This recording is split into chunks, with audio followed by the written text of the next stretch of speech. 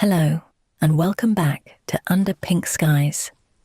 Tonight is a long one, and a wet one, in the best possible sense. What you have ahead of you is 4 hours beside water. 4 stories, each one a different kind of water, each one a different kind of quiet. You'll begin at the tide, a night beach, the water advancing slowly, carrying the day away with it as it comes. From there to Cornwall, a small sheltered cove long after sunset, where the water barely moves and the granite cliffs hold the night in.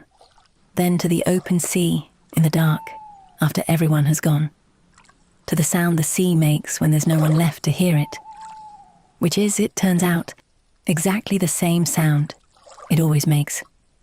And finally, to Scotland, to a loch at dusk where nothing moves and nothing needs to, and the mountains have been holding that stillness since long before anyone came to notice it.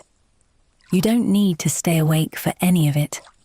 That's entirely the point. If you find yourself somewhere in the first hour with your eyes already closed, good. The water will keep going, the tide will keep coming in, and the cove will keep its quiet, and the loch will stay still. And none of it will stop because you've fallen asleep. Before we begin, if this is your kind of place, a subscription means there'll always be somewhere to come back to. And if you'd like to leave a comment when you wake, what time it is, or where in the world you're listening from tonight, I'd love to know. Now, find your position. Let your body settle. The water is already there, all 4 kinds of it, waiting. Let's go.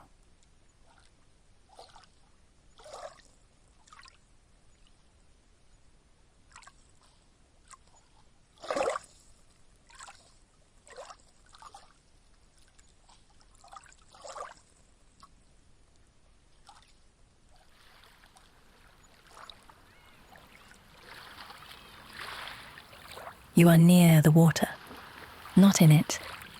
You are on dry ground, or on something that holds you safely above the reach of the tide. A bench, perhaps, on a seawall, a low dune, its grasses still and dark. A stretch of dry sand above the tide line, where the ground is firm and the air smells of salt and something older than salt. The particular smell of the sea at night, which is the smell of the whole ocean arriving at the edge of land and leaving something of itself behind. The light is low. Whatever light there was this evening, the last of the sun, the slow dimming of the horizon, has gone now, or is nearly gone. What remains is the particular quality of a coastal night, a sky that is never entirely dark near the water, because the water holds whatever light there is and gives it back. The sea surface, out beyond the shore, has a faint luminescence that is not quite glow and not quite reflection. It is simply the sea being the sea at night, present, wide, doing what it does. The tide is coming in. You can hear it happening. Each wave arrives a little further up the shore than the last. Not by much, not in any single wave, but cumulatively, over the course of the evening, the water has been advancing. The tide line, wherever it was when the evening began, is further up the beach now. The sand that was dry is wet. The wet sand that was exposed is covered. The sea is reclaiming, slowly and without urgency, the ground it gave up when the tide was out. This is something the tide has been doing for longer than there has been anyone to watch it.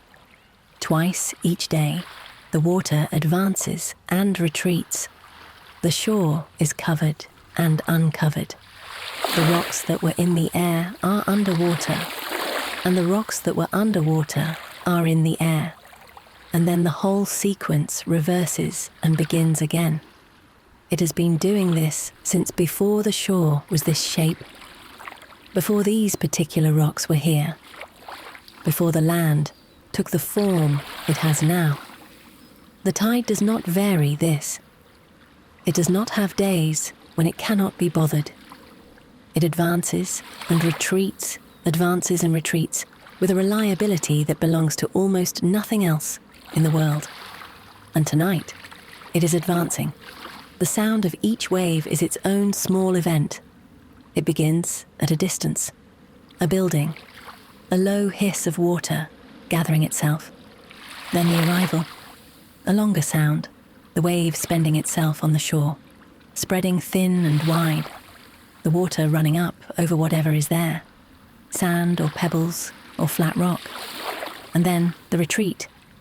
The retreat is its own sound, different from the arrival, softer, longer, the water pulling back over what it covered, a sound like a long sigh, a sound like something being released, and then a pause, a brief true silence between one wave and the next, and then the next wave begins to build.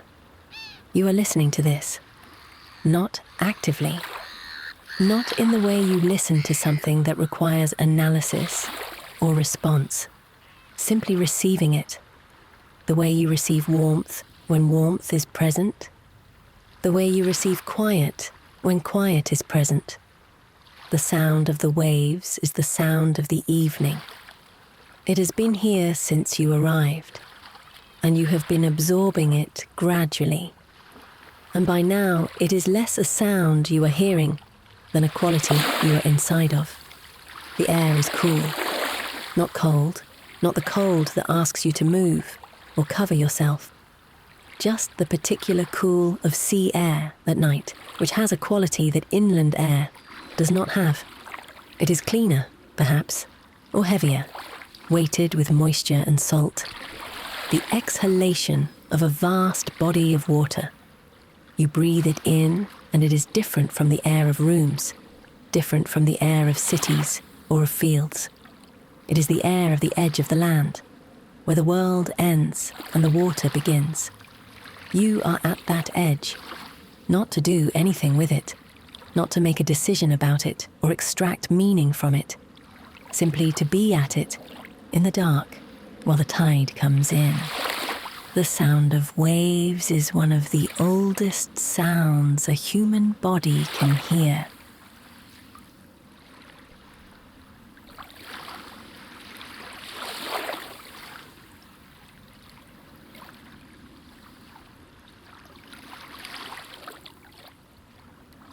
Not in the sense of personal memory, though many people carry the sea somewhere in their memory, a particular shore, a particular summer, a particular quality of light on water, but older than that.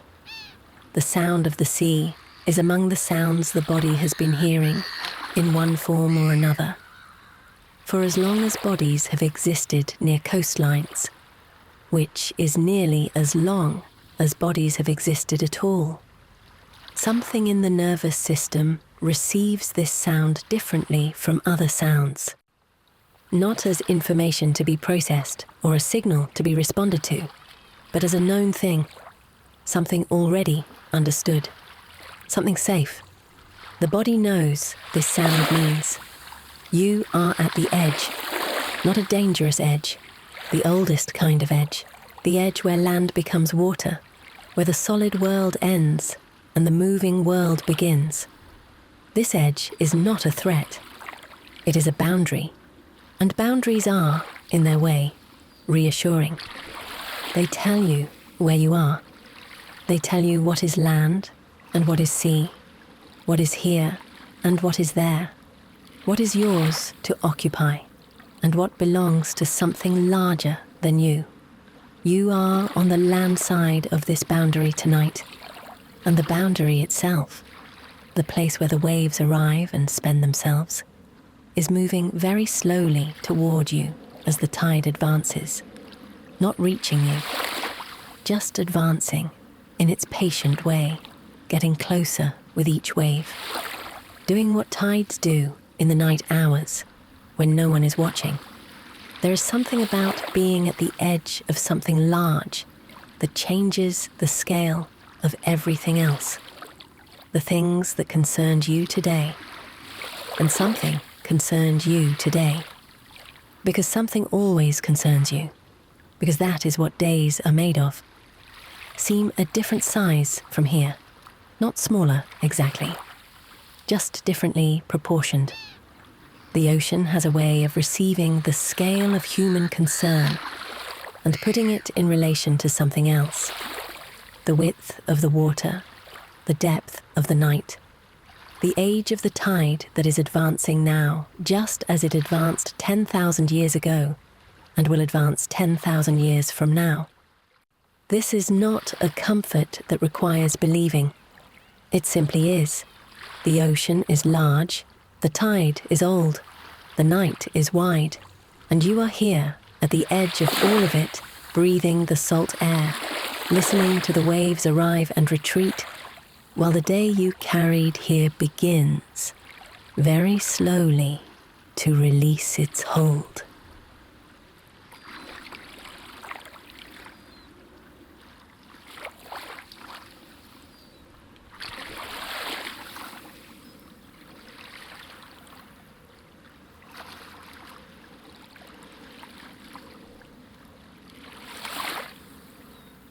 The tide takes things.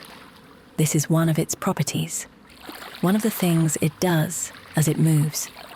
It takes what is on the shore, and it moves it, sometimes a little, sometimes a great deal, depending on the strength of the water and the weight of the thing. Pebbles travel, sand shifts. Seaweed that was stranded at the last high tide is lifted and carried further. The shore after the tide has been is a different shore from the shore before, rearranged, rinsed, reset. Tonight, the tide is taking the day. Not literally. The day is not an object, not something the water can touch. But there is a way in which being near the water at night, listening to the tide advance, produces the sensation that the things you carried through the day are being taken from you in the same way.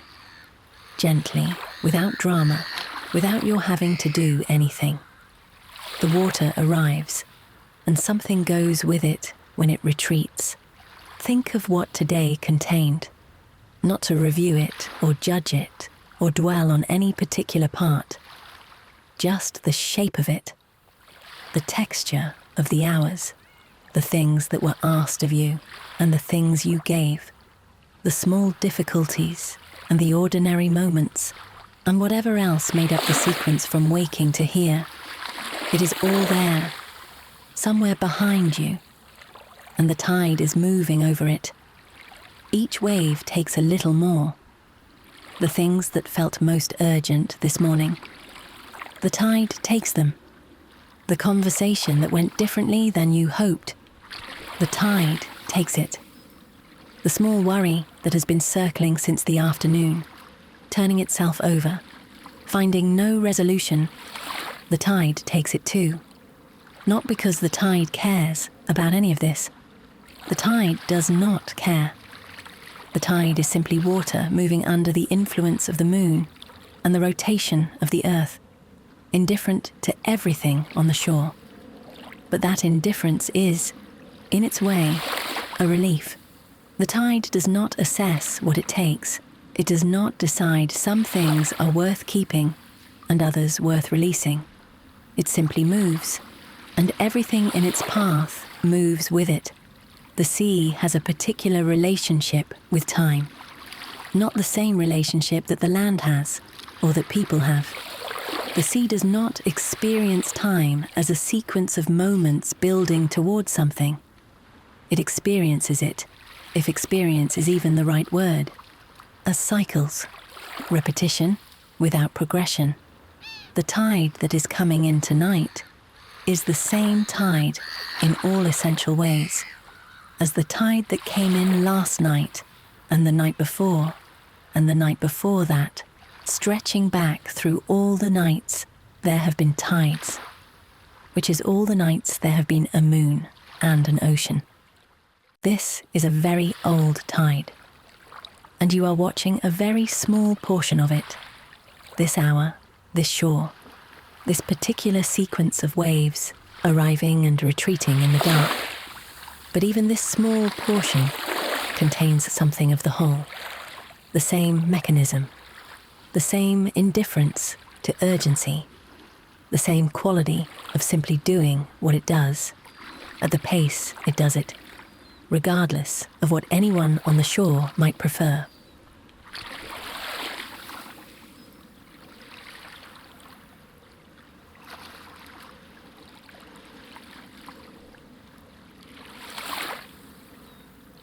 There is something quietly leveling about this.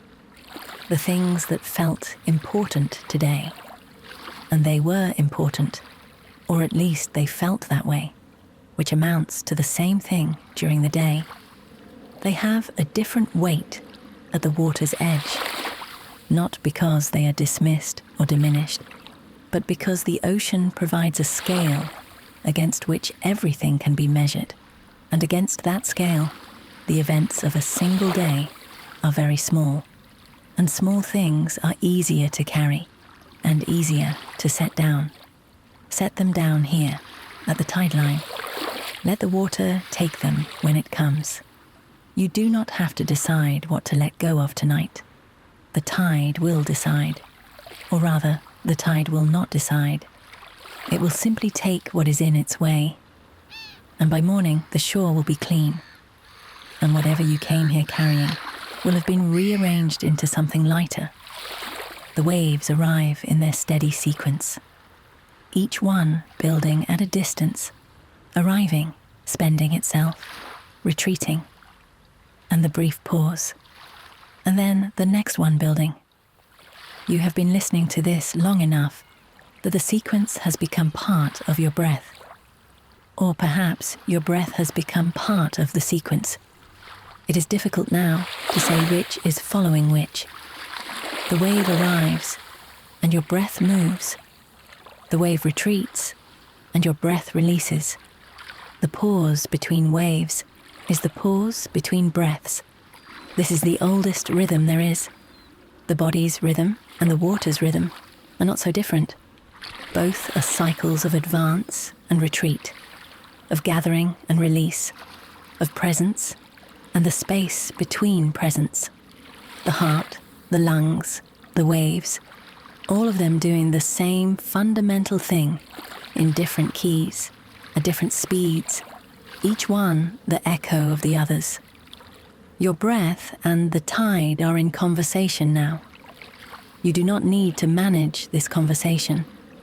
It is happening on its own, the way the tide happens, without your assistance. The breath comes in when it comes. It goes when it goes. The pause is as long as it needs to be, and the next breath arrives, just as the next wave arrives, without being summoned. The air is cooler than it was. The night has deepened.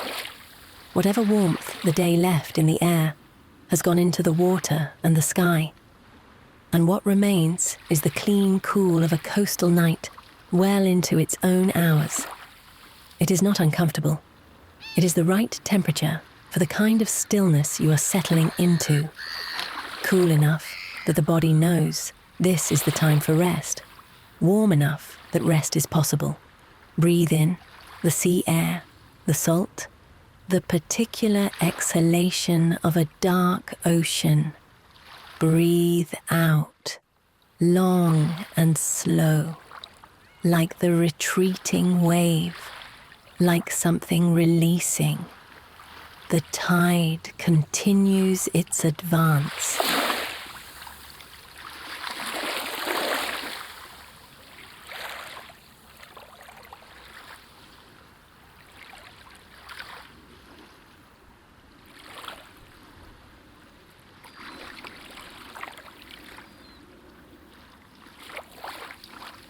The beach at night is a different place from the beach by day. By day, it has people and colour, and the noise of everything that people bring with them. By night, it has none of that. It has the dark and the water and the sound of waves, and the particular quality of a place that has been returned to itself, that is being what it is rather than what it is used for. You are the only person here, or nearly so. Whatever else is present is the non-human presence of the shore. The birds that sleep in their various hidden places, folded into themselves, warm and still, in the dark. The creatures that live in the rock pools and the wet sand, going about their small and patient lives, regardless of the hour. The seagrass on the dunes, if there are dunes, moving slightly in whatever air is moving. None of it is aware of you in any meaningful sense, and that is restful in its way, to be in a place that does not register your presence, that does not require anything from you, that is simply proceeding with its own existence without reference to yours. The shore is like this. The water is like this. The night sky above both of them is like this, vast and unconcerned, doing what skies do, which is be above everything equally and belong to nothing in particular. Look up if you are inclined to, or simply know that the sky is there, the coastal sky, which tends to be wider than the sky seen from anywhere inland, because there is nothing on the waterside to interrupt the horizon. The sky comes down to the water's edge on that side and meets it there. And between the sky and the water, there is a line that is not quite visible in the dark, but is present as a feeling. The boundary between two kinds of vast, the boundary between up and down. You are below all of that. Small, in the way that everyone is small near the ocean. Not distressingly small, but appropriately small. Scaled correctly to the size of things. The ocean is very large. The sky above it is very large.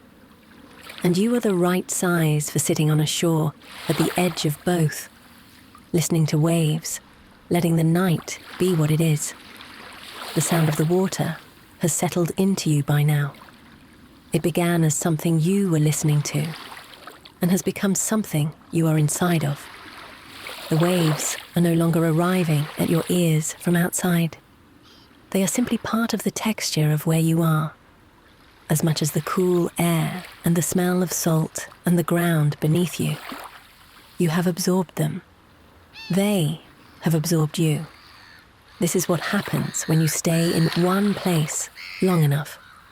The place, and you reach an accommodation. You stop being a visitor and become, temporarily, part of what is here. The shore does not know this has happened. The waves do not adjust their rhythm for you, but something in you adjusts. Some boundary between inside and outside softens, and the sound of the water begins to move through you rather than arriving at you. And the distinction between the rhythm of the waves and the rhythm of your own body becomes less clear. The night has its own sounds at the shore. Not just the waves, though the waves are the primary sound. The sound everything else is layered against. Beneath the waves, or between them, there are other sounds. The faint rush of water through pebbles as the wave retreats, a sound like a long inhale reversed. The creak of a boat somewhere, if there are boats, the sound carrying across the water, with a particular clarity that sound has over still water at night. A bird, perhaps, some seabird that keeps different hours from the birds of the land, calling once and then silent. None of these sounds demand anything.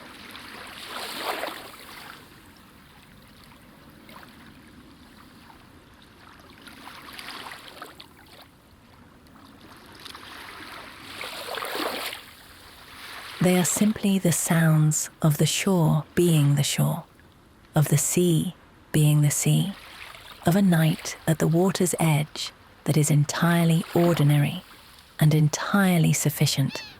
You have been absorbing them long enough that they have moved from foreground to background, from events to texture, from sounds arriving at you to sounds you are inside of.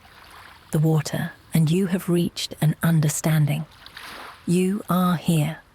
The water is there and also here, in the sound of it and the smell of it, and the particular quality of the air that has come off the surface of the sea and arrived at the shore and been breathed in by you. The sea is in you now, in a small way, in the air in your lungs, in the rhythm your breathing has found, in the slowness that has settled into your body over the last hour, and in the morning you will carry a little of it away with you, the way you always carry a little of every place you have been still in for long enough. But that is morning. Tonight the tide is still coming in, and you are still here, and the night is still wide, and the water is still patient, and there is no reason to move toward morning any faster than the tide moves toward the shore, which is to say, slowly, at the tide's own pace, which is also now your pace. Your body has been settling throughout all of this. The muscles that hold you upright during the day have been releasing since you arrived here. Your shoulders are lower than they were. Your jaw is softer. The back of your neck, which has been holding the weight of your head through all the hours since this morning, is being held now by whatever is behind you. And if nothing is behind you, then the position of your head has found the angle at which it requires the least effort, the natural rest position that the neck returns to when no performance is required of it.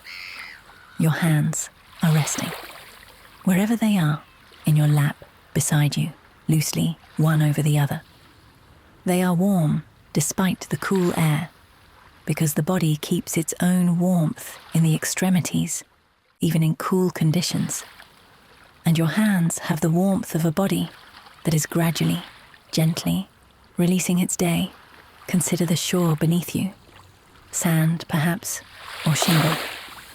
The accumulated material of thousands of years of the sea breaking rock into smaller and smaller pieces and depositing them here at this edge. Every grain of sand on a beach was once something larger. Every smooth pebble was once something rougher. The sea has been doing this work of gradual reduction for longer than the shore has been this shape. And the shore has been this shape for longer than anyone alive has been alive. You are resting on the work of a very long time. The ground beneath you has been shaped by patience, by the same repetitive action of water arriving and departing, that you have been listening to tonight. This patience is in the material of the shore. It is in the roundness of the stones and the fineness of the sand. And the way the tide line is always slightly different, but always fundamentally the same. You can rest on this patience. It will hold you. The tide is still advancing. Somewhere out in the dark, the water is continuing its slow progress up the shore. By morning, the high tide mark will be wherever it will be, and then the retreat will begin, and the whole sequence will reverse, and by the time you wake, the tide will be going out, taking with it whatever is left of today. But that is later. Right now, the tide is still coming in, and you are here while it does, and the night is wide, and the water is patient, and the waves keep arriving, one after another, in the oldest rhythm in the world.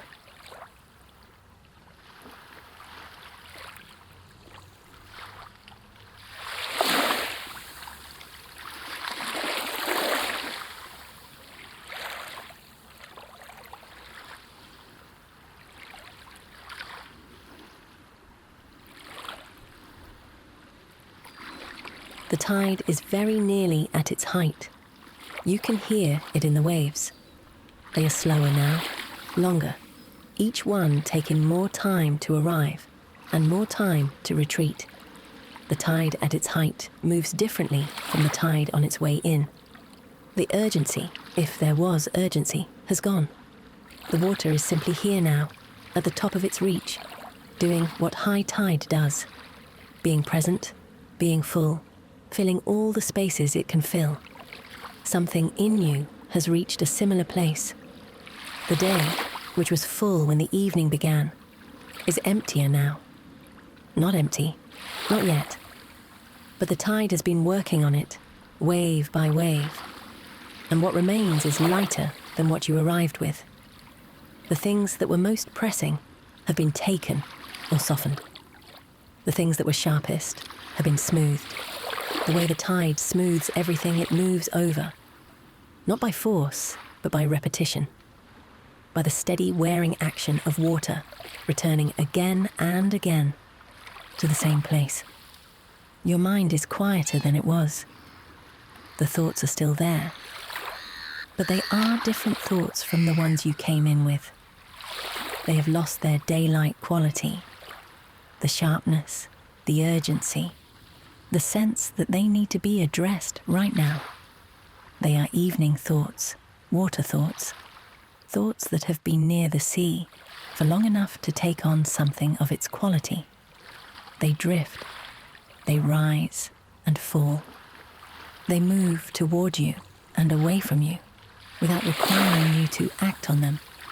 Let them. They are not asking for anything tonight. They are simply present the way the water is present, not staying, not going anywhere permanently, just moving through at their own pace and leaving the shore a little different than they found it. The breath is slowing. It has been slowing for the last hour, matching itself to the rhythm of the waves without your asking it to. The body finds these correspondences on its own.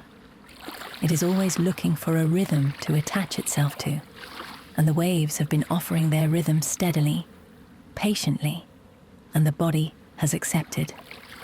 Breathe in with the wave, the long, slow arrival, the gathering of water, the sound building at the distance and coming closer. Hold for just a moment, the wave at its fullest, spread across the sand.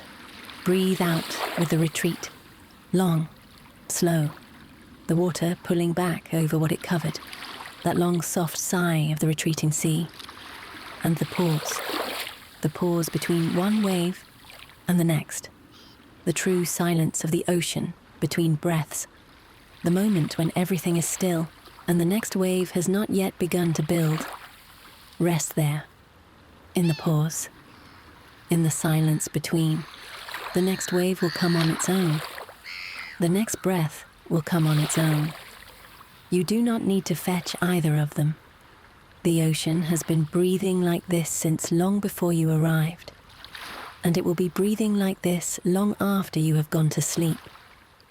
And through all the hours of your sleep, the tide will complete its arc, arriving at its height, beginning its retreat, going back out over the dark sand, uncovering again what it covered, returning to the wide water where it came from. And you will be asleep through all of that. The thought of it is restful.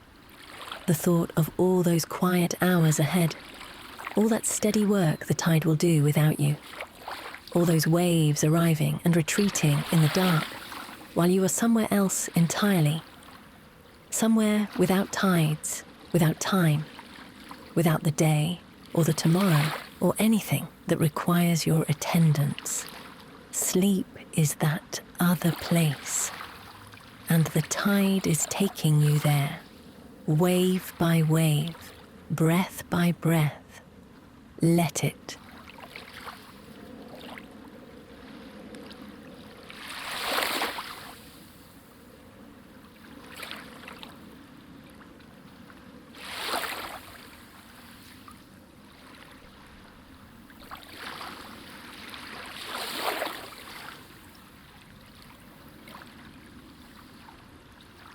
The body is very still now. Still in the way that the shore is still at high tide. Not frozen, not rigid, but at the point where movement has slowed to its minimum. The tide at its height barely seems to move. The waves are long and slow, and the difference between one and the next is very small. Everything has reached a kind of fullness. Your body has reached its own fullness, a fullness of rest, a fullness of warmth, a fullness of the kind of stillness that comes when the day has been taken by the tide, and what remains is simply the body, present and warm and needing nothing. Move through it gently. Your head, the scalp, smooth and soft, the muscles around your eyes, released, the forehead, nothing held there, the face of someone who is no longer presenting anything to anyone, the jaw, soft, the lower jaw at its natural rest, the space inside the mouth easy and open, the throat unremarkable, doing nothing, the neck, the long muscles on either side, which have been holding the weight of the head through every hour of this long day. They are resting now. Whatever is behind your head is holding it. The neck can simply be a neck, warm, soft, not working. The shoulders, where are they? Lower than this morning. Lower, probably, than they have been all week. The sea air has something to do with this. There is a quality to breathing salt air that encourages the shoulders to drop, as though the body recognizes something in the composition of sea air that signals, you can let go here. Let them drop a little further, if they will. Just the natural release, not forced, just allowed. The arms, both of them, heavy with their own weight, fully supported, not holding anything, not ready for anything. Just your arms in the cool night air, at rest, the hands, warm despite the air. The body keeps its warmth in the hands when it can. Each hand loosely arranged, each finger where it has come to rest. Your hands have done what hands do today. They are done now. The chest, rising and falling with the breath. Very slowly. The breath of a body at the edge of sleep, moving at the pace of the waves, long in, long out, long pause, and then in again. In, out, the pause, long and easy. The space where the wave has retreated and the next has not yet built. In again, the back, all of it, from the base of the spine to the top, resting against whatever holds it, every part of the back giving up the last of its work to the surface beneath or behind you, not holding, not bracing, simply being held. The legs, long and heavy, the thighs, the knees, the calves, the ankles, all of it present, warm, at rest, the legs that carried you through today, that stood when standing was required, and moved when moving was required. They are not required to do anything now. The feet, at the very end of everything, warm, still, the soles of your feet, which have been the point of contact between you and the ground all day. They are not in contact with anything now, except warmth and support.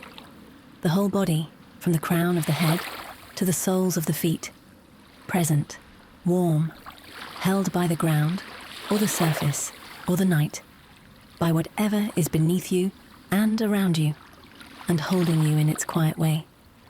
The waves continue, slow and steady, arriving without urgency, retreating without hurry. You are breathing with them, in and out, and the long pause between. The tide is at its height, and you are at yours.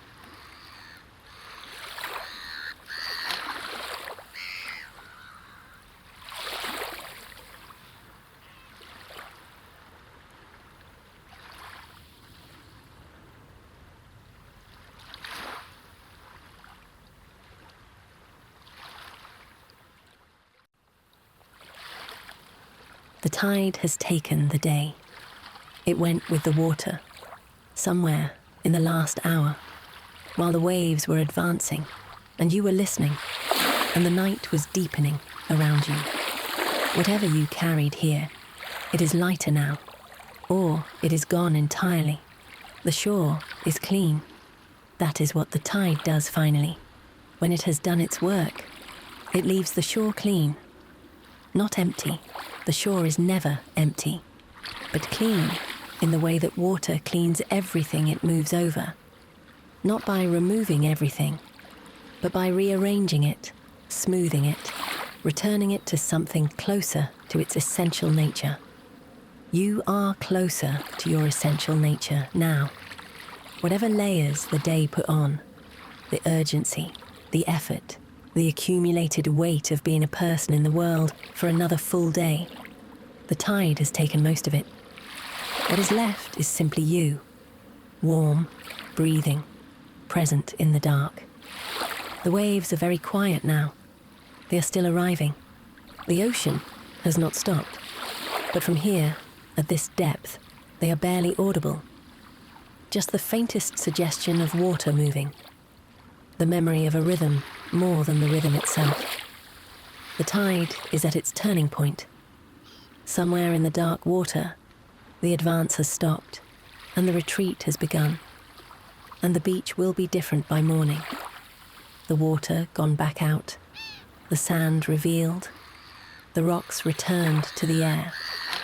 But all of that will happen while you are asleep, and you will not see it, and it doesn't require you to see it. Your breath is very slow. In, a long pause, out, a longer pause, and then in again, when the body is ready.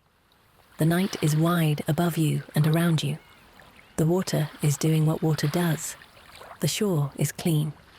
You are here, in the dark, at the edge of the land, at the edge of the day, at the edge of sleep.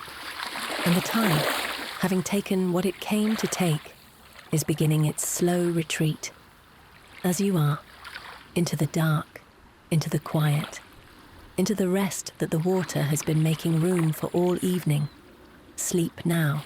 The tide will keep watch. The waves will keep arriving. The shore will be here in the morning. But right now there is only the dark and the water and the breath. In, out, the tide. Sleep.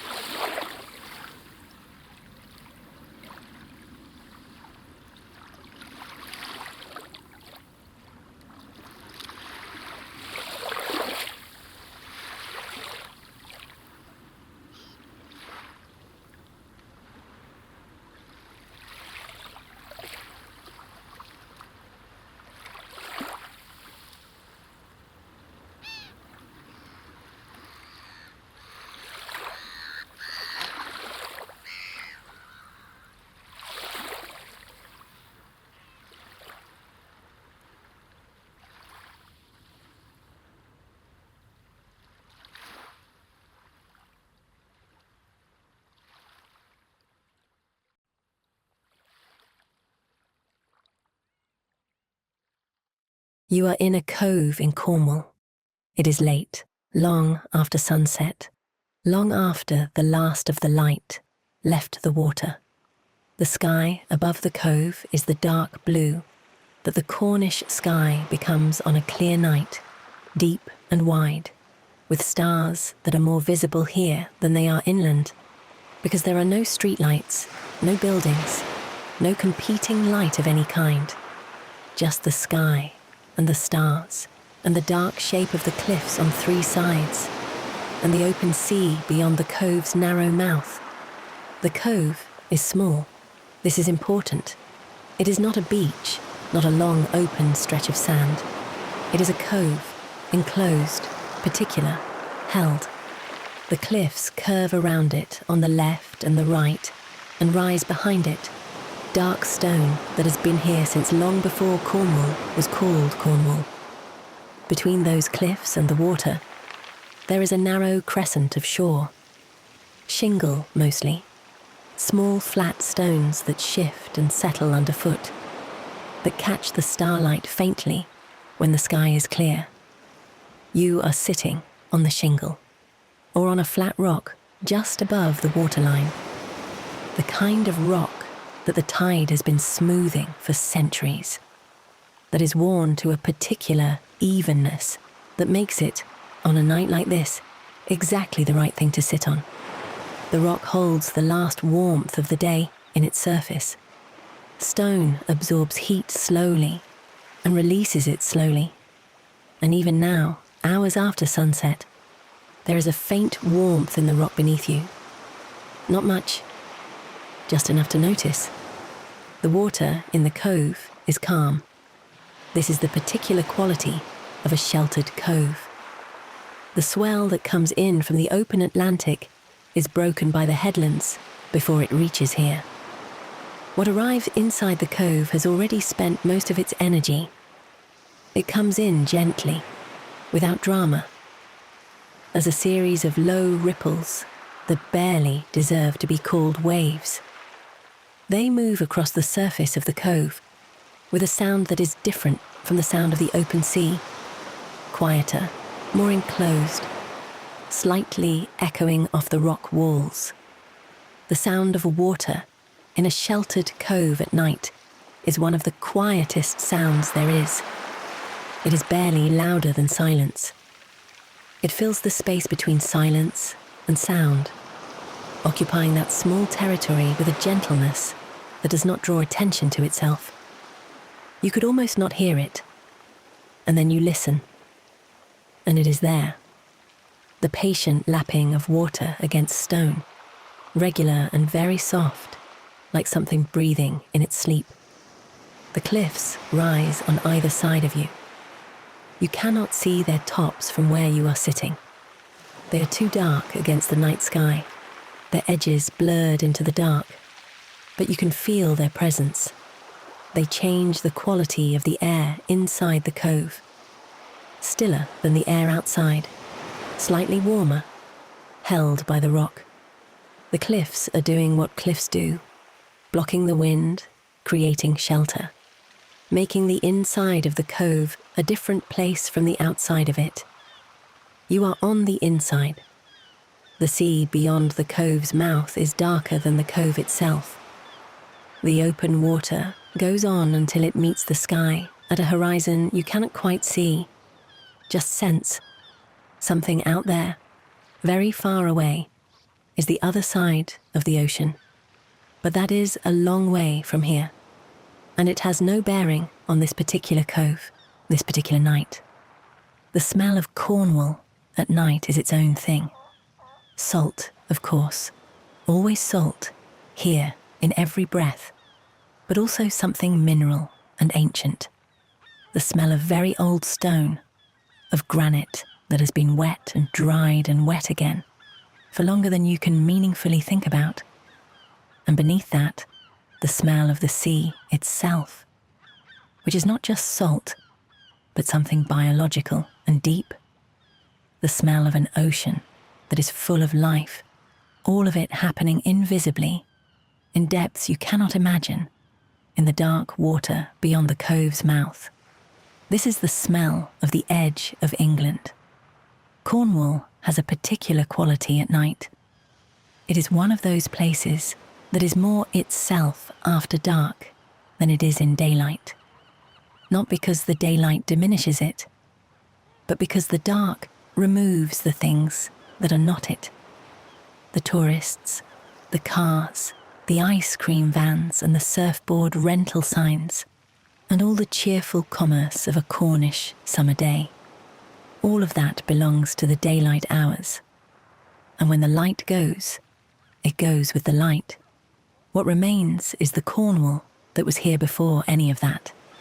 The rock, the sea, the sky, the paths worn into cliff tops by centuries of feet, going back and forth between the land and the water.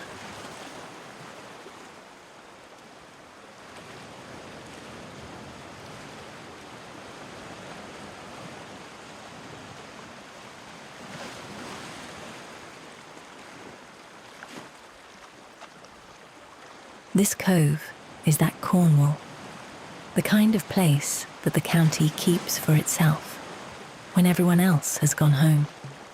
Small and specific, and not on any route to anywhere. You came here on purpose, or you found it by accident once and remembered it, or someone who knows these paths showed it to you. Either way, you are here now, and the cove is entirely yours tonight. And it is offering you everything it has, which is exactly enough. The path that brought you here is behind you somewhere, invisible in the dark. It does not matter. You are not going up it yet. You are here, on the shingle, in the enclosed air of the cove, with the sound of the water and the smell of the sea, and the particular quality of a place that has been itself for a very long time, and is not concerned about whether you notice. You breathe it in. It is cool on the tongue, slightly heavy, carrying everything the sea carries. All that distance, all that depth, all that patient life happening out of sight. You breathe it out. The cove receives it without comment. The water moves in its gentle way against the stones. Above you, the stars do what stars do in a place with no light pollution. They are numerous, more numerous than you remember stars being, perhaps. The kind of numerous that only reveals itself away from towns and roads, where the sky is not competing with anything, where the darkness is the right kind of darkness for stars. Some of them have colours. Not vivid colours, but the faint difference between the white blue of some and the warm white of others, the barely visible red of a few. You are not trying to identify them. You are simply aware of them, above you, in the wide dark over the cove, doing what they have always done in the sky above this particular piece of the Cornish coast. Long before there was a path down to this cove, these stars were above it. Long after the path erodes and the cove changes shape, and everything that is currently here is different or gone, they will still be above something. That is a very long thought, and you do not need to hold it. Let it go. Let it take its place among all the other large thoughts that the sea inspires and then releases. Thoughts that come with the territory and do not require you to do anything with them. The water laps against the stones. The cove holds its particular quiet. You are here.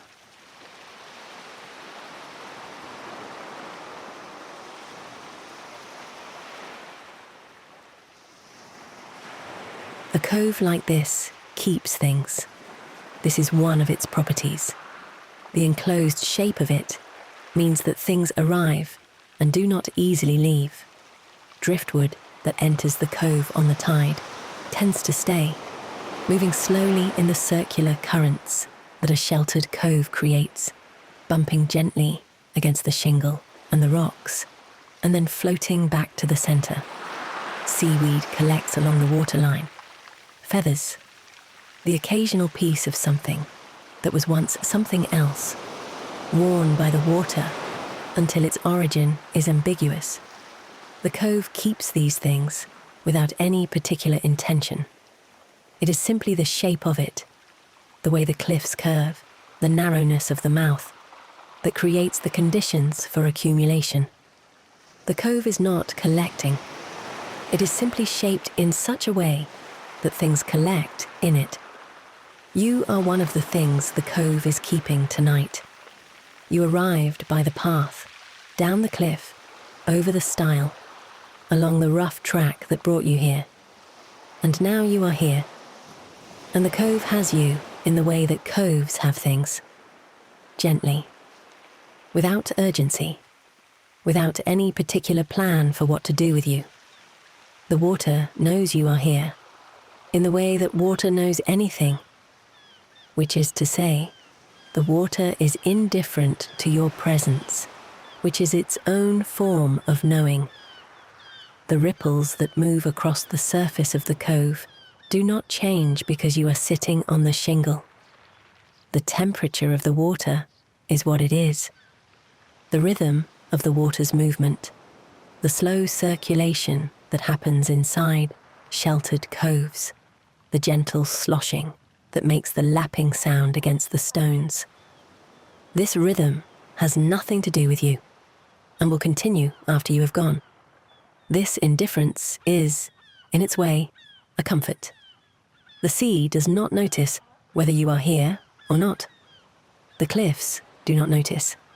The stars above the cove do not register your presence. You are inside something vastly larger than yourself, and that something is getting on perfectly well without your input. And there is a particular kind of rest available in that. The rest of not being the most important thing in the vicinity. During the day, you are often the most important thing in your own vicinity. You have to be. The day requires it. The day is full of things that need you specifically. Your attention, your decisions, your presence, your effort. You are the center of a great deal during the day, and that is appropriate, and it takes a great deal of energy. But here, tonight, in this cove, you are not the center of anything.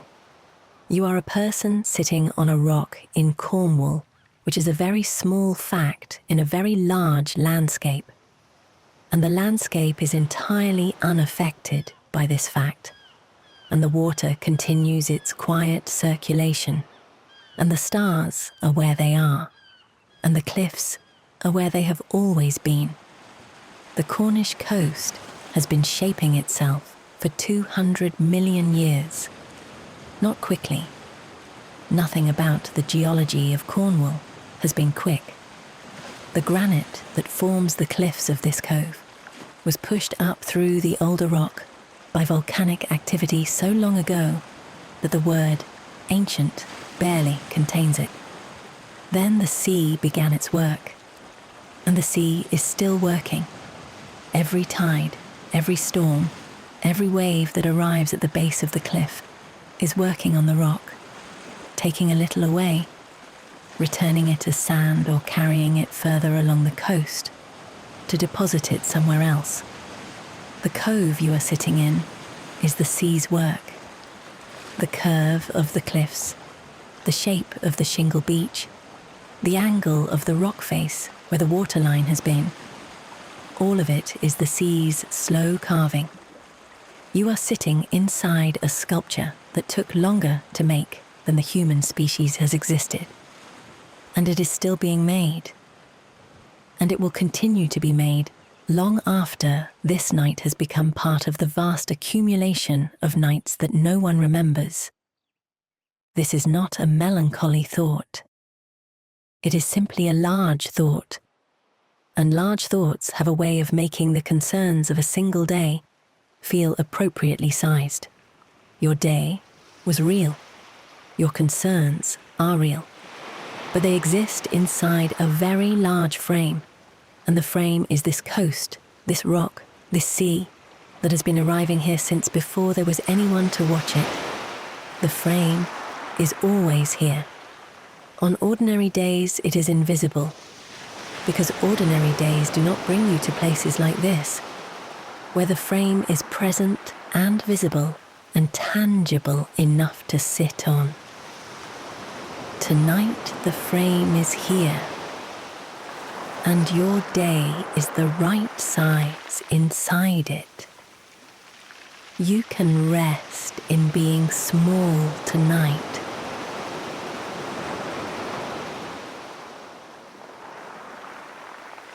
Not diminished. Small in the sense of appropriately proportioned to the world you are in. The world is large. You are the right size for being in it. The cove is the right size for holding you. Everything is calibrated correctly, and there is nothing to adjust. The sound of the water is very steady. It has been steady since you arrived. It will be steady when you leave. It is steady in the way that only things are steady when they are not performing steadiness, when they simply are, without effort, what they are. The shingle beneath you shifts very slightly when you move. A small sound, the particular sound of flat stones resettling, a low dry sound that is the ground's version of the water's sound, both of them saying the same thing. Everything is where it is. Everything is as it is. The cove is here, and the night is here, and you are here, and none of it is going anywhere. The cliffs hold the air still. Inside the cove, the air barely moves. You might feel the faintest stirring now and then, a breath off the water, or the slow circulation of air that happens wherever land meets sea. But mostly the air inside the cove is still, and stillness in the air makes the sounds of the water more present, more intimate. There is nothing to carry the sound away. It simply stays in the cove, moving off the rock walls, in a way that is almost, but not quite, an echo, more like a resonance, as though the cove itself is participating in the sound. The cove has been here a long time.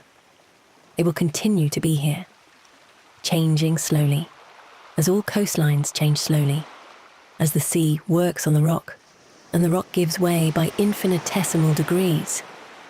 But essentially here, essentially this shape, essentially this particular enclosed piece of the Cornish coast that faces the Atlantic and shelters its small water from the worst of what the Atlantic sends.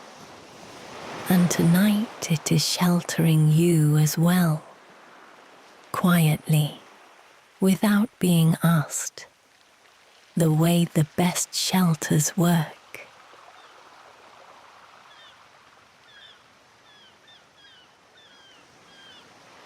The night has deepened since you arrived.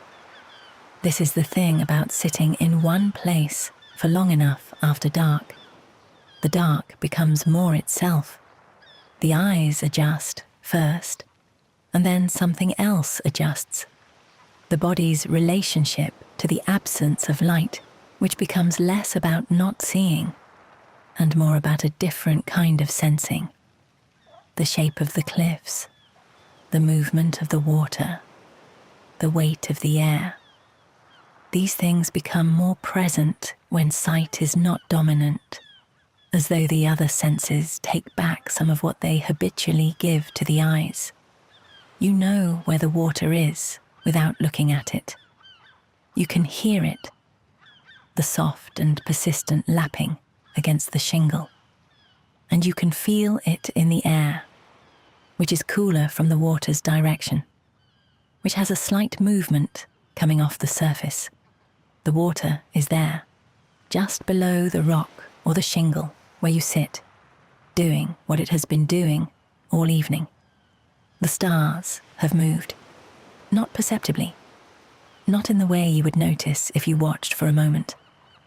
But over the course of the time you have been sitting here, the sky has rotated very slightly on its ancient axis, and the stars that were in one position when you arrived are now in another by a small amount, by the amount that the Earth's turning produces over the span of an hour or two. The sky is in motion. You cannot see it moving, but it is. Everything here is in motion, very slowly. The water, the sky, the tide that is somewhere in its cycle, rising or falling. You cannot be sure which, but moving. The cliff faces are in motion too, technically, though on a time scale that no human observation could register. Bit by bit, year by year, the sea is working on the rock, and the rock is giving way.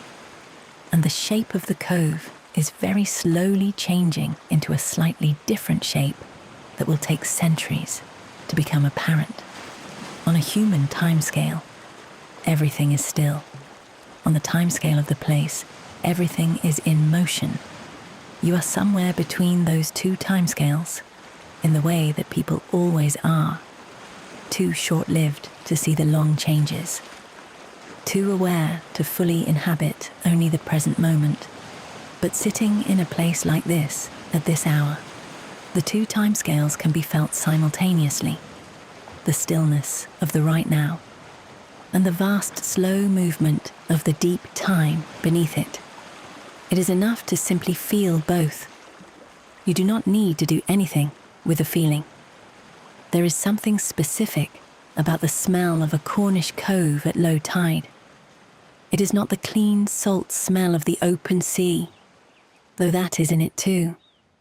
It is layered, the salt on top, and beneath it the smell of the particular species of seaweed that grows on these rocks, the bladder wrack, and the kelp, and the smaller varieties that cling to the rock face in dense mats and release, when the air reaches them, a smell that is green and iodine sharp and unmistakably alive. Everything on this shoreline is alive. The rock pools, if you could see them, are full of it. The small and patient creatures that live in the intertidal zone, that have adapted to a life of being alternately submerged and exposed, wet and dry, salt and fresh, that have found their particular way of being in one of the most changeable environments on the planet. Limpets and periwinkles, anemones, their tentacles folded in the low tide air, shore crabs tucked under rocks, small fish in the deeper pools, waiting for the water to return. None of them are aware of you.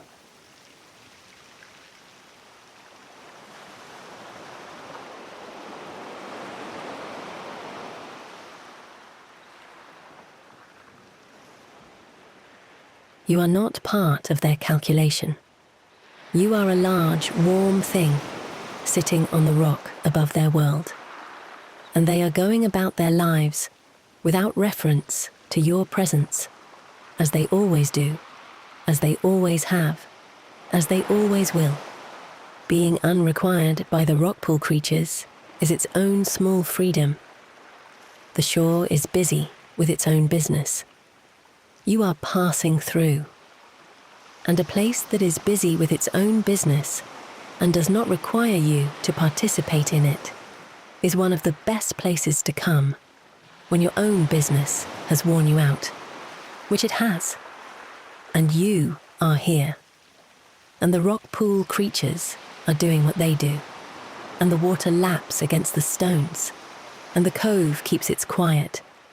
Your body has been making its own adjustments throughout all of this. The sitting, the cool air, the sound of the water, the stars above, the particular enclosed quality of a Cornish cove at night. All of it has been working on you the way the sea works on the rock, which is to say, gradually, without drama, producing changes that are only noticeable when you compare where you were at the beginning with where you are now. You were more tense when you arrived. Not dramatically. You arrived tired, not agitated, but there was a tension, as there always is at the end of a day. The accumulated residue of all the small efforts and responses and adjustments that a day requires. That tension has been leaving you. The cool air has taken some of it. The sound of the water has taken more. The simple act of sitting still in an enclosed place while the night deepened around you has taken the rest. What remains is the body that sits here now, heavier than it was, more completely present on the rock or the shingle, the weight of it more fully given over to the ground. The shoulders are lower, the face is soft, the hands are resting, warm despite the air, in whatever position they have found. The cove smells of low tide, slightly, the particular smell of rock and weed that is exposed as the tide drops, or the smell of fresh salt water and wet stone if the tide is rising. Either way, it is the smell of the intertidal zone, that narrow band of the world that is sometimes sea and sometimes land and is fully neither, that is its own particular territory, governed by its own particular rules. You are at the edge of that zone, the edge of the sea, the edge of the land, the edge of the night, and the edge of sleep, both at once, because the body, which has been settling for an hour, is now very close to the condition it needs to be in to cross over into sleep. Very close. The cove holds you. The water moves softly against the stones. The stones shift and resettle, and the sound that they make together is the sound of the cove going about its quiet business, which has nothing to do with you and everything to offer you. Rest here for a little longer. The crossing will happen on its own.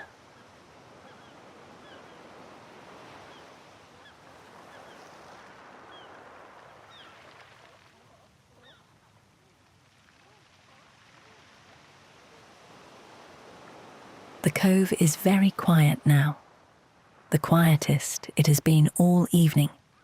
The tide, wherever it is in its cycle, has settled. The movement of the water inside the cove has slowed to its minimum, the lapping against the stones becoming less frequent, the silences between each small sound longer and more complete. You have been here long enough to have become part of this quiet, not the source of it.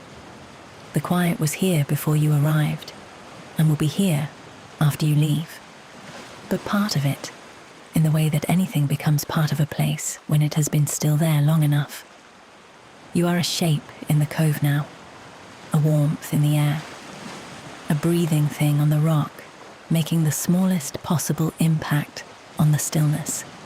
The stars are very clear, even with your eyes closed, and perhaps your eyes are closed now, or nearly.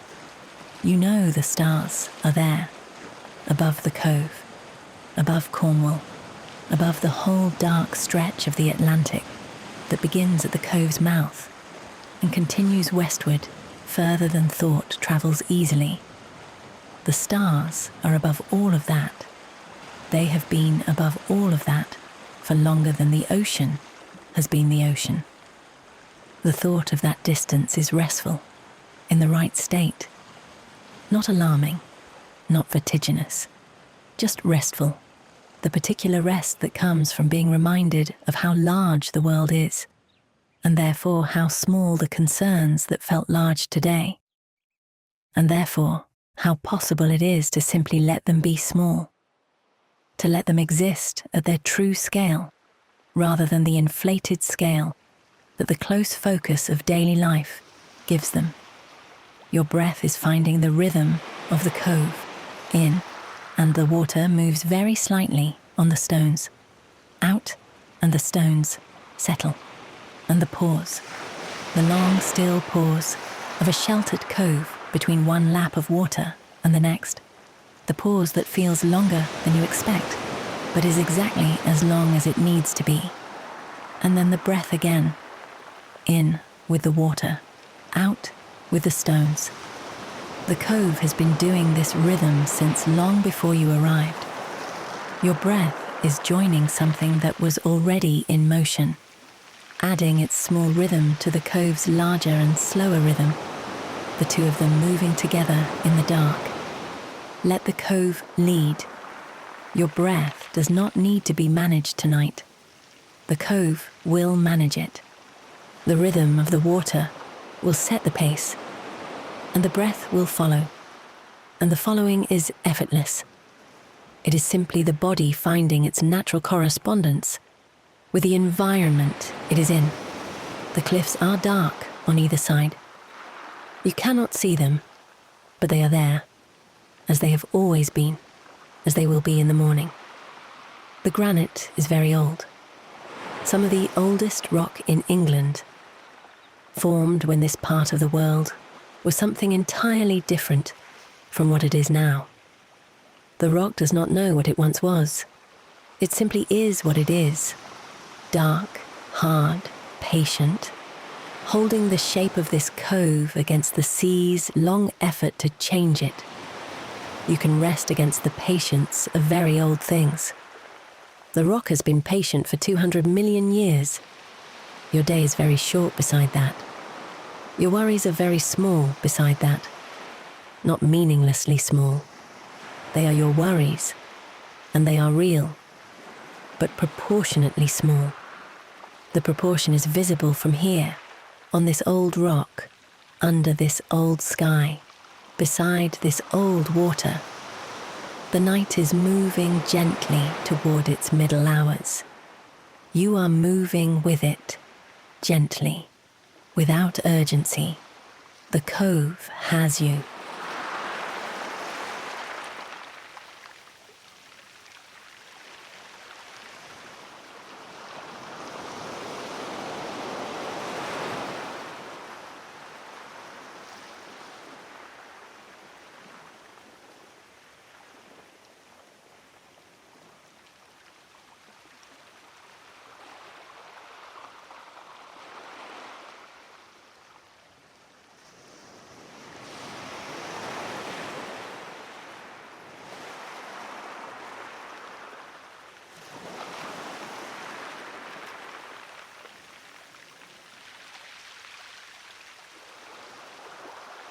The room is holding everything it needs to hold.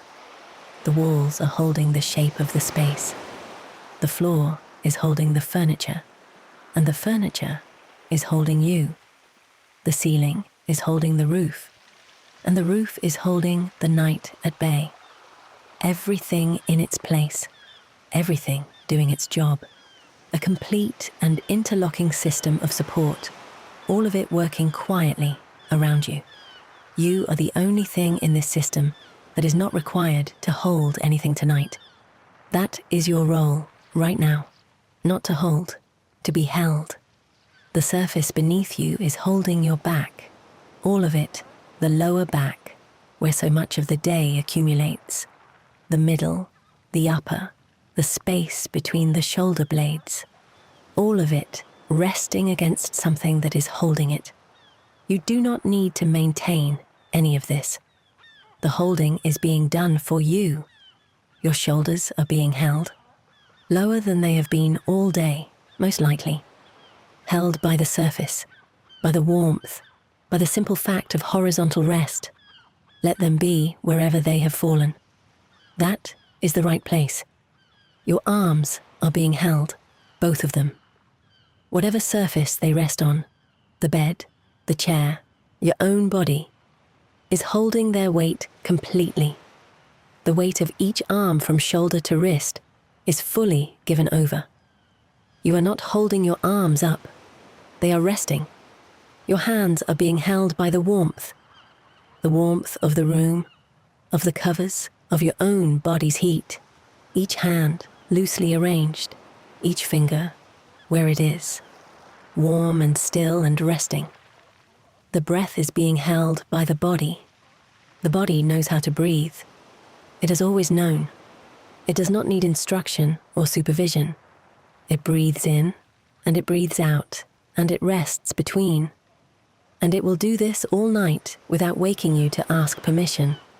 In, out, rest, in again. Your face is being held by the dark, the muscles of the face, which have been working all day, making expressions, holding attention, responding to the world, are soft now. The forehead, smooth, the eyes, closed, the jaw resting in its most natural position. The face of a person at sleep looks different from the face of a person awake, and your face is finding that other configuration now. Everything is being held. Nothing is holding itself up. This is the room as it is meant to be at this hour. Everything resting, everything supported, everything doing nothing except being present in the warmth. You are in the room. The room is around you. The night is outside the room. And everything, every single thing that you need to sleep is already here. It has been here all along. The middle back, the upper back, the space between the shoulder blades, all of it resting against the rock, or whatever surface holds it. The rock that has been smoothed by the sea, that is warm from the day's sun, that has held other things before you, and will hold other things after. The legs, long and heavy. The thighs, the knees, the calves, the weight of each leg fully given over to gravity, to the rock, to the ground, not holding themselves up, held, the feet, at the end of everything, warm inside whatever covers them, or cool if they are bare, but present. The soles of your feet, which have been in contact with the ground all day, which have carried you through all the hours since this morning, which are now, at last, at rest. The whole body, from the crown of the head to the soles of the feet, present, warm, on the old rock, in the old cove, in the Cornish night. The water laps very softly against the stones below you. The stars are above, the cliffs are on either side, and you are here, in the middle of it all, held by the rock and the cove and the quiet night, as still as you have been all day, as still as you will be through all the hours of sleep, almost there, almost.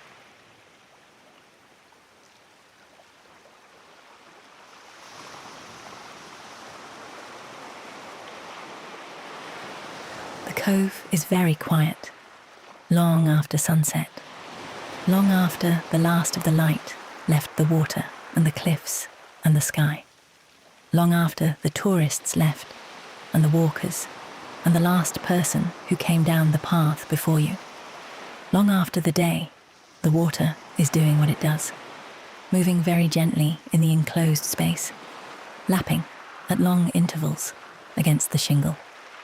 Each sound small and complete in itself, each silence between sounds long and undisturbed.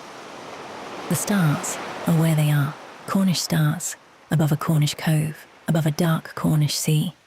They were here before the cove had its shape. They will be here after.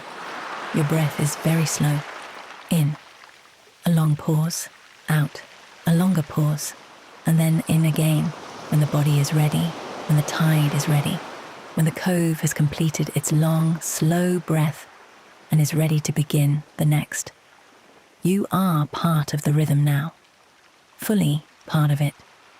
The cove and the breath and the tide, all moving together in the dark at the same slow pace, in the same unhurried direction, which is down, which is under, which is the direction sleep is in. The rock is warm beneath you. The air is cool above you.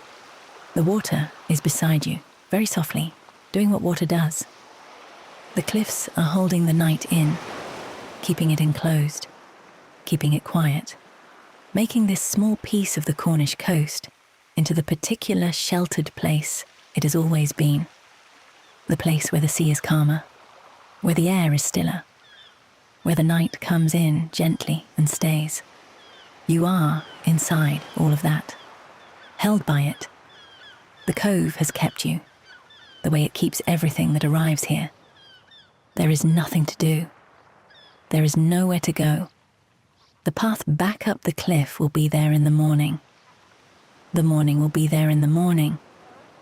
But right now there is only the Cove and the water and the stars and the old patient rock and your breath, moving with the tide, in and out, and the long rest between.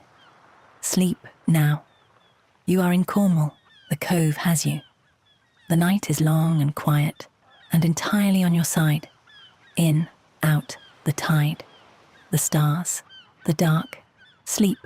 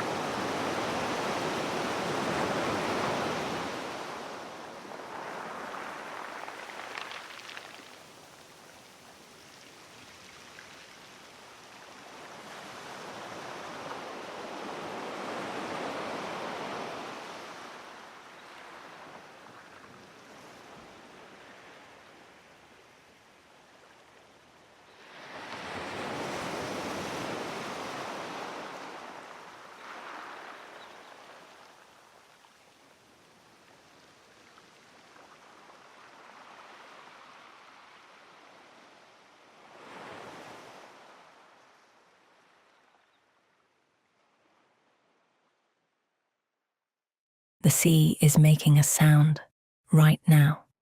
Not for you, not because you are here, or because you are listening, or because anyone has asked it to. The sea makes its sound because that is what the sea does. Because water, moved by tidal force and wind, and the rotation of the earth, arrives at the edge of land and expends its energy there, in the particular way that water expends energy against a solid surface, which is the sound of waves.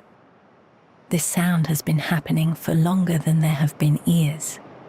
Before the first creature capable of hearing existed in the ocean, the waves were arriving at some ancient shoreline, a shoreline with a different shape than any shore today, a coastline that no longer exists, that has been eroded and submerged and rebuilt and eroded again over billions of years.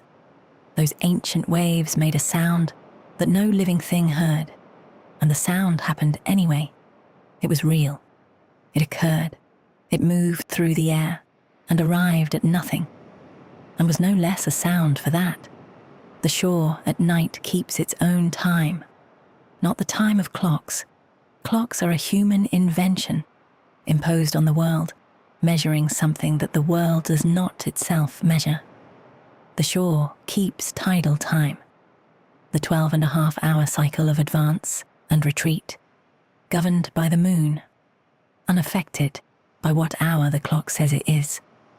And the shore keeps geological time beneath that, the long, slow time of rock and water, and the gradual reshaping of coastlines over millions of years.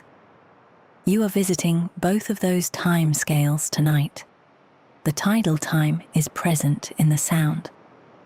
The waves that are slightly different now from how they were when you arrived. The tide having moved some distance in its cycle while you have been here.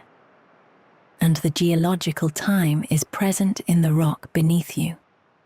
If there is rock, in the cliffs, if there are cliffs, in the particular shape of this coast, which is the result of millions of years of exactly the kind of thing that is happening tonight.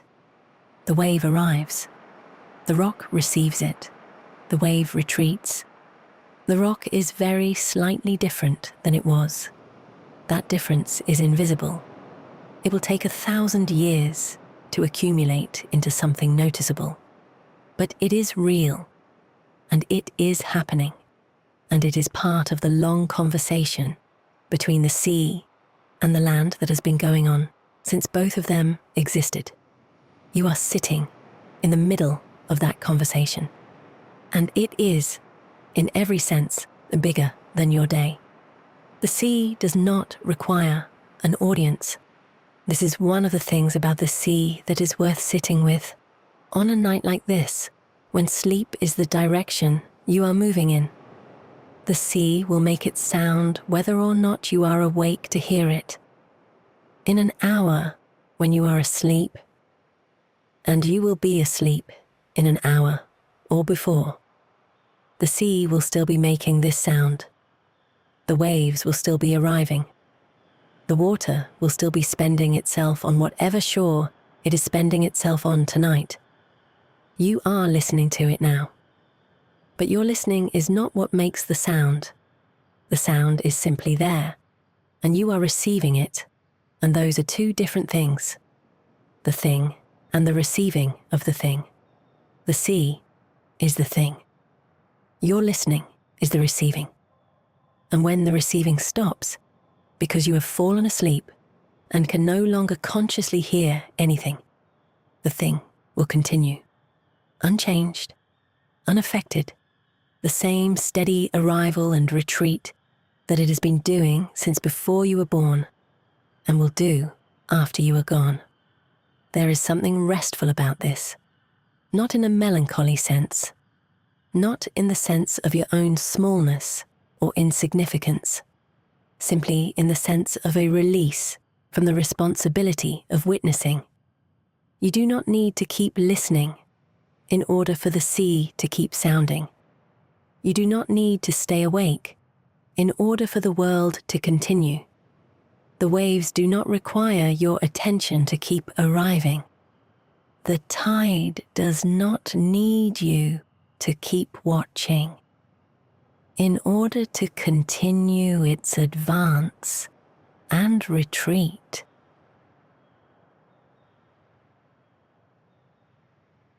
You can let go of the listening, and the sound will still be there. The waves have been arriving here tonight, regardless of whether you came. That is worth sitting with, just for a moment before you arrived, whenever that was, however you came to be in the position you are in now, whatever route the evening took to bring you here. The sea was already sounding. The waves were already arriving at whatever shore they are arriving at.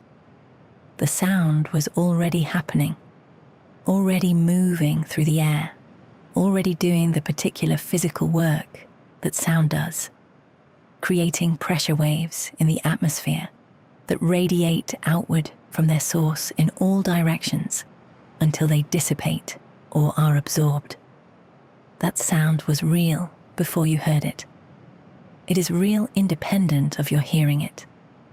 And this is not a trivial distinction on a night when you are trying to sleep, because what it means is that the sound will continue when you stop hearing it. When the hearing becomes sleep hearing, which is a different thing, a kind of ambient registration without experience, the ears still open, but the mind no longer engaging with what comes through them. The sound will still be there. When the sleep becomes deep enough that even that ambient registration fades, the sound will still be there.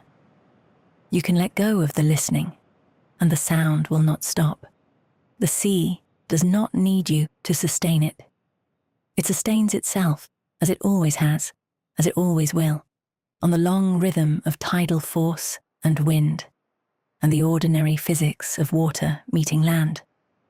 You are sitting somewhere near the sea tonight, or near the sound of it, not in the water. On the land side, above the reach of the tide, on dry ground, on something solid and reliable, but close enough that the sound of the water is present, close enough that it has been filling the air around you since you arrived, close enough that by now you are not hearing it as a distinct sound, so much as inhabiting it as a quality of the place. The shore is empty.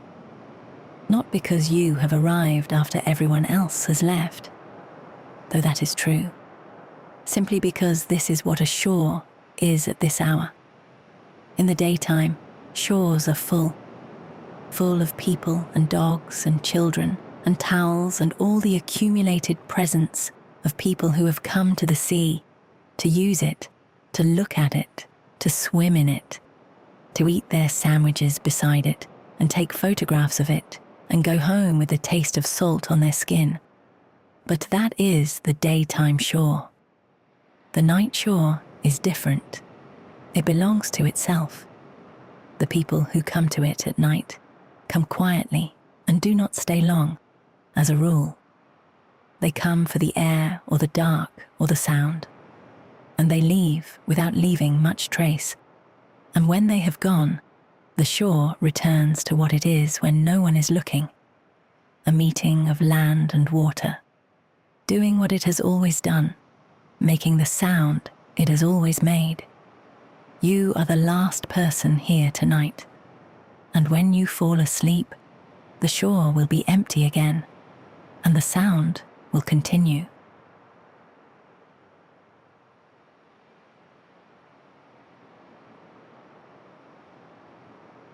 The ocean is very old.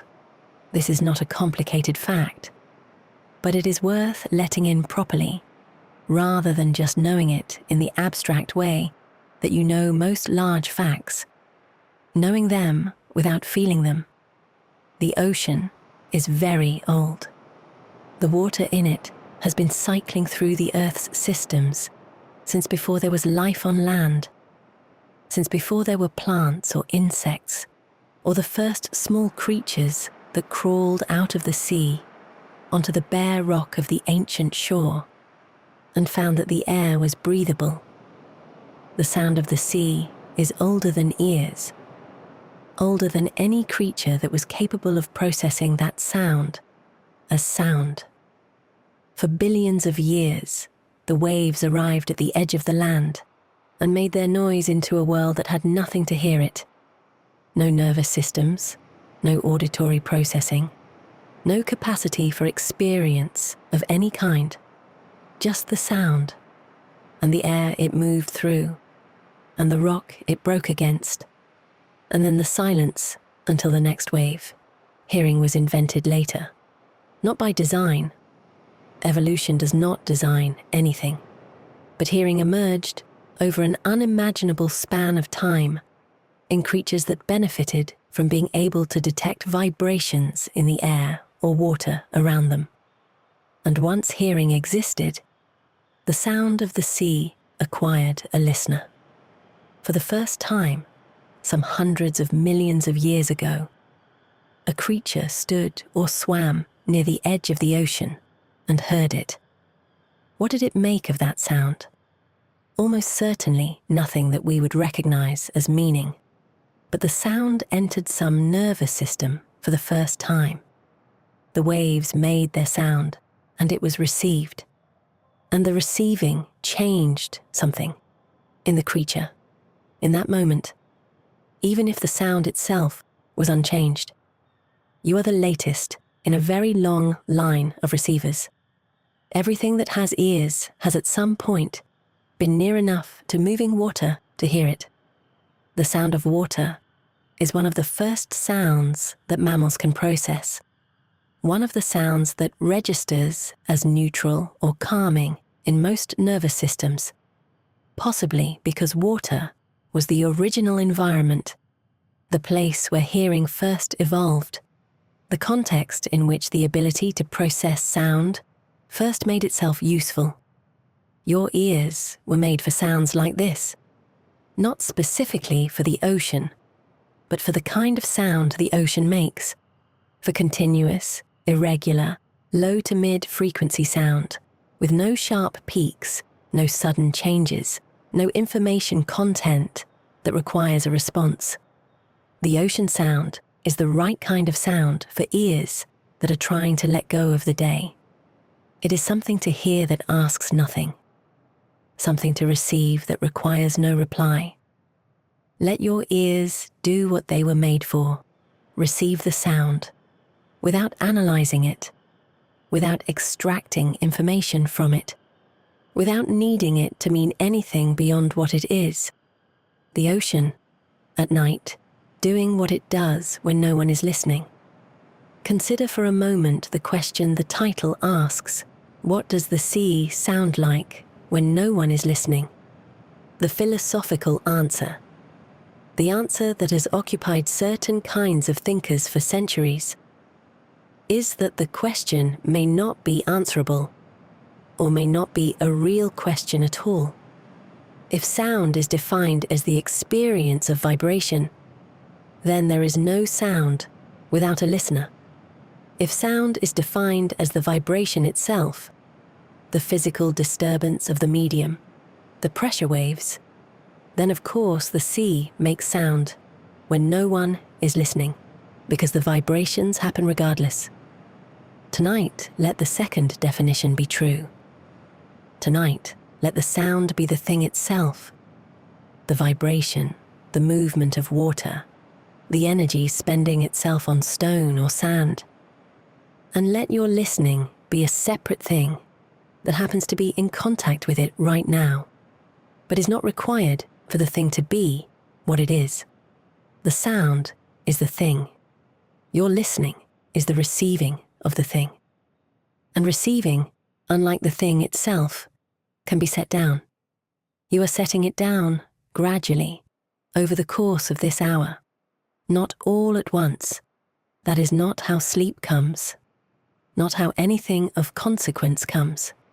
Gradually, the receiving becoming lighter, the engagement with what arrives becoming more passive, the distinction between the sound and the silence around it becoming less important, less attended to, until eventually there is just the sound, and you are no longer maintaining the distinction between yourself and the sound. And the sound is simply what the night is made of. And you are somewhere inside the night.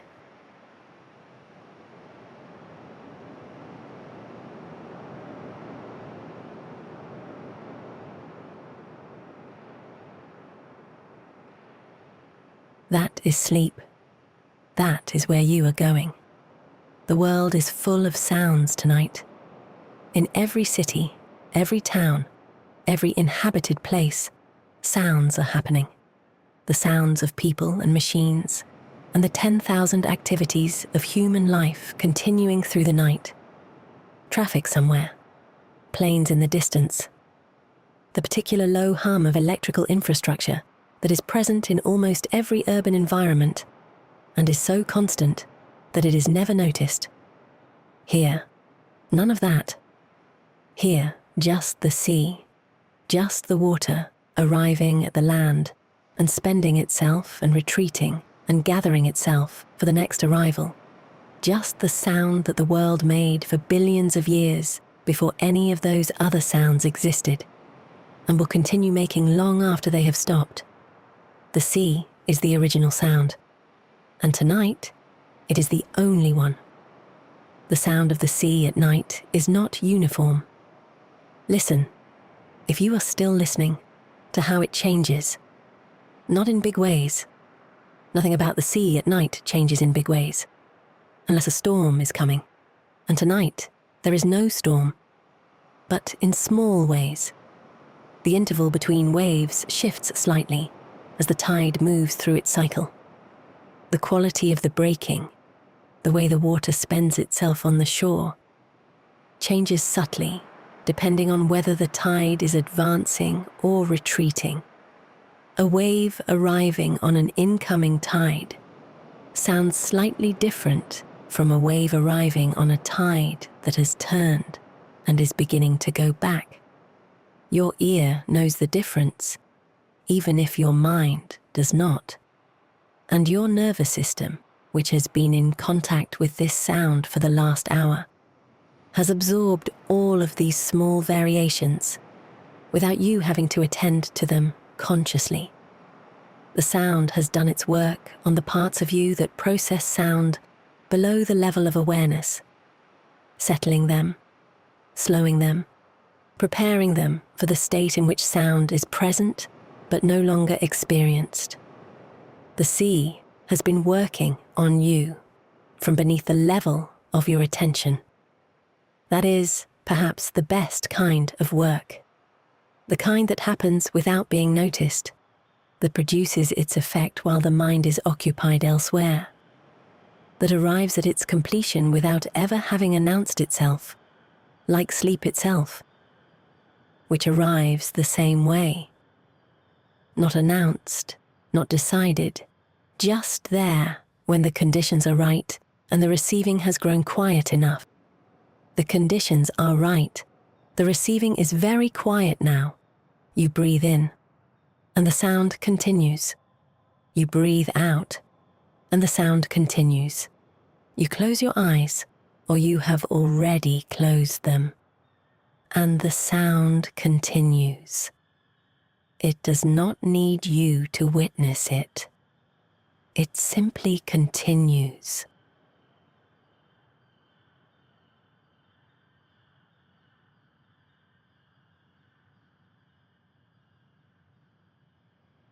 Think about what the shore will be when you are asleep. Not try to picture it.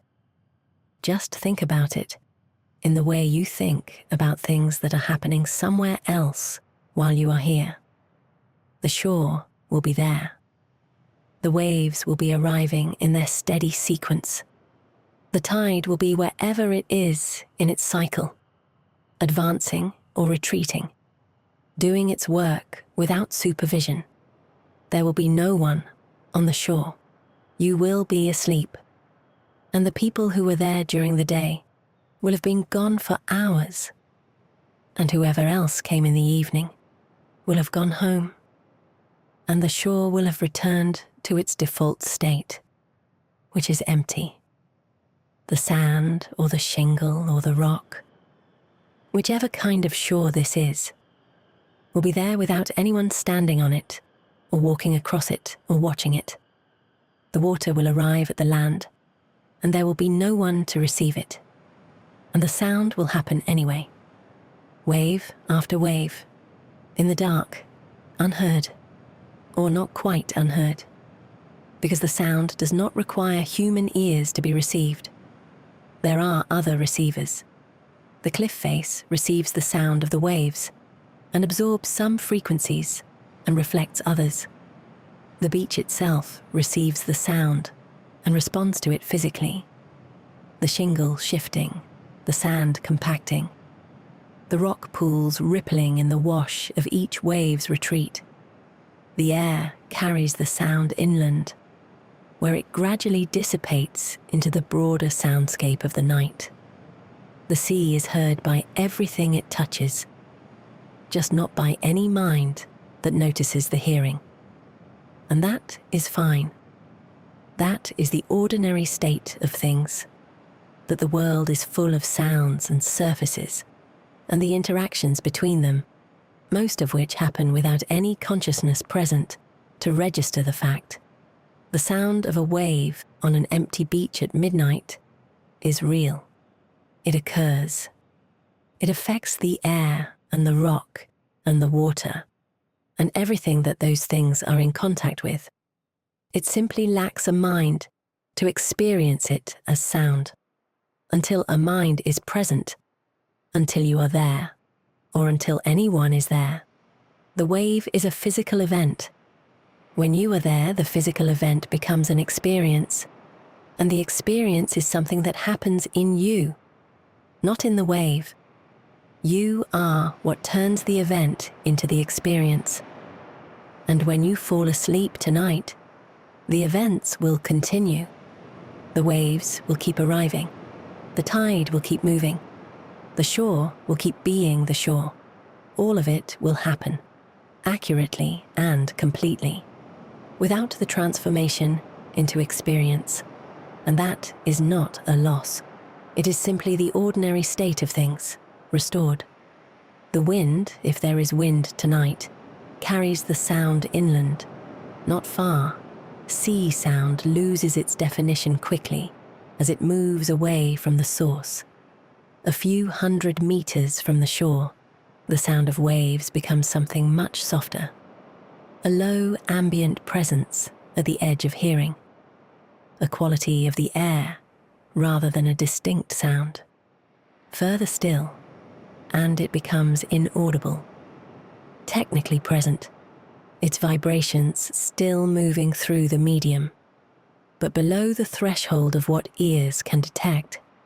But you are not far from the shore tonight. You are close enough that the sound is definite, textured, the individual waves still distinguishable within the continuous motion of the sea.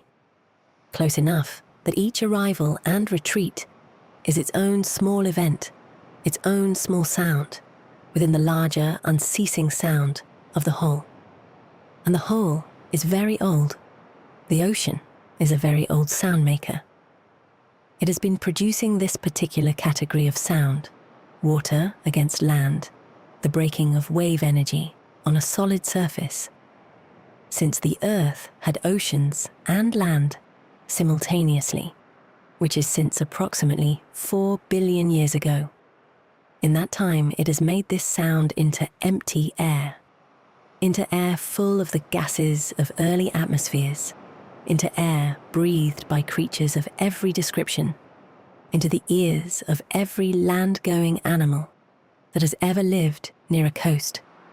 Your ears are the latest in that long sequence. Everything that hears has heard the sea, or something like it, water in motion, the oldest sound that land creatures know. Your nervous system recognizes this sound in a way that goes deeper than personal memory. It is in the architecture of the ear itself, in the way certain frequencies are processed as calming, in the long evolutionary history of creatures for whom the sound of moving water meant safety, meant water available, meant survival. The sea is speaking a language your body understands, and your body is responding as it always responds to this language, with a quieting that the language has always induced.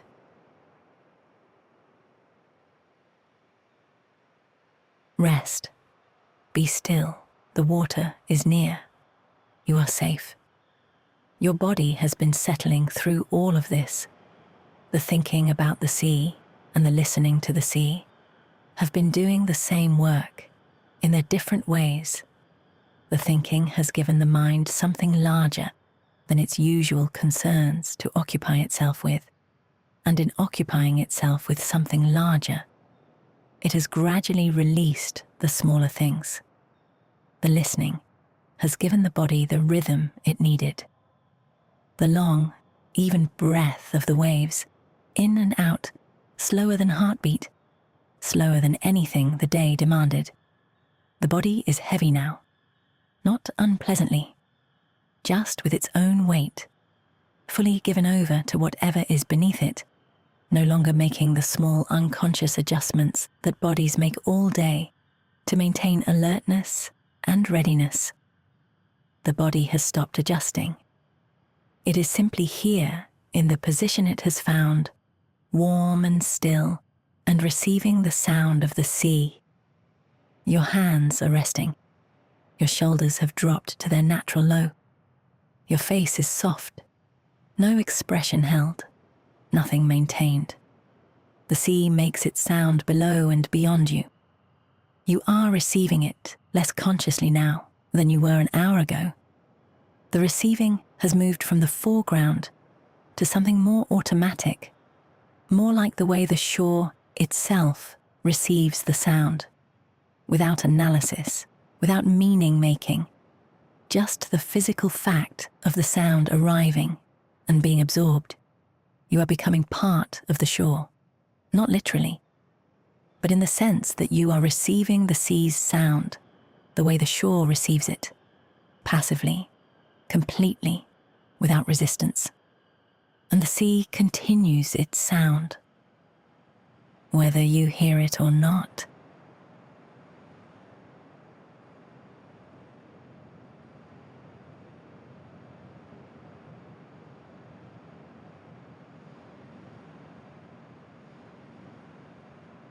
The sound of the sea is still there.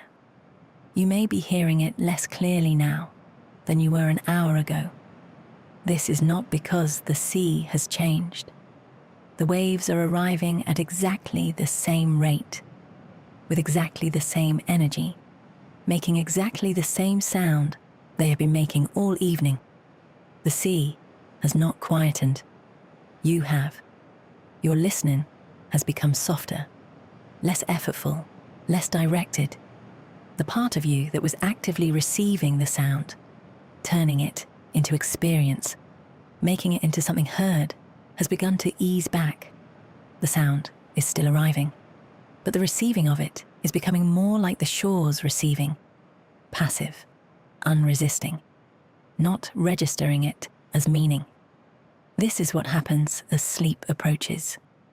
The senses do not stop. Hearing, in particular, remains active long into sleep, monitoring the environment for anything that requires attention. But the mind's engagement with what the senses report becomes lighter. The sound arrives and is registered, and the mind makes less of it. Not nothing, but less. The experience of the sound becomes thinner, more like a texture than a thing. The sea is becoming a texture now, not a sequence of waves you are following, not a rhythm you are tracking, not a sound you are interpreting, just a quality of the air around you, a warmth in the silence, something that is present without requiring your engagement with it. Let it be that. You do not need to keep listening. You never needed to keep listening. The sound was always independent of your listening, and it will be independent of it now as your listening gently withdraws. The breath, very slow now, slower than the waves, almost, or the same speed, or moving in some correspondence with the waves that is not quite synchronized, but is close enough to feel like a rhythm. In, the wave arrives. Out, the wave retreats. The long pause, the space between one wave and the next, which is also the space between one breath and the next. In the pause, nothing. Just the quality of the night, just the cool sea air, just the particular dark of a coast with no lights, under whatever sky is there above you. The sea is making its sound, somewhere slightly further than it was. Or perhaps you are slightly further, drawn back from the waterline by the drift of the body toward sleep, which is always a movement inward, away from the edges of things. Sleep is inward. The sea is outward, vast and external, doing its ancient work on the surface of the world. And you are moving inward, as you always move inward when the day is done, away from the vast external world and toward the small interior one that sleep inhabits. The sound of the sea is still reaching you, faintly now, softly, as a texture rather than a sound, as a presence rather than a thing. It will be there when you are asleep, just as it was there before you were born, just as it will be there after. Go inward now. The sea will manage without you.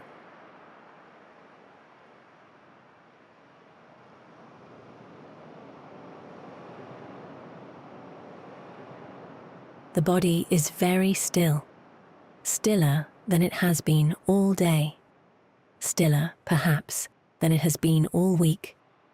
The quality of stillness that a body finds when it has been near the sea, in the dark for long enough. A particular heaviness, a settledness, as though the salt air has weight, and the weight has distributed itself through all the layers of the body. Begin at the surface, the skin, all of it, everywhere. Cool in the night air, or warm under covers. Either way, present.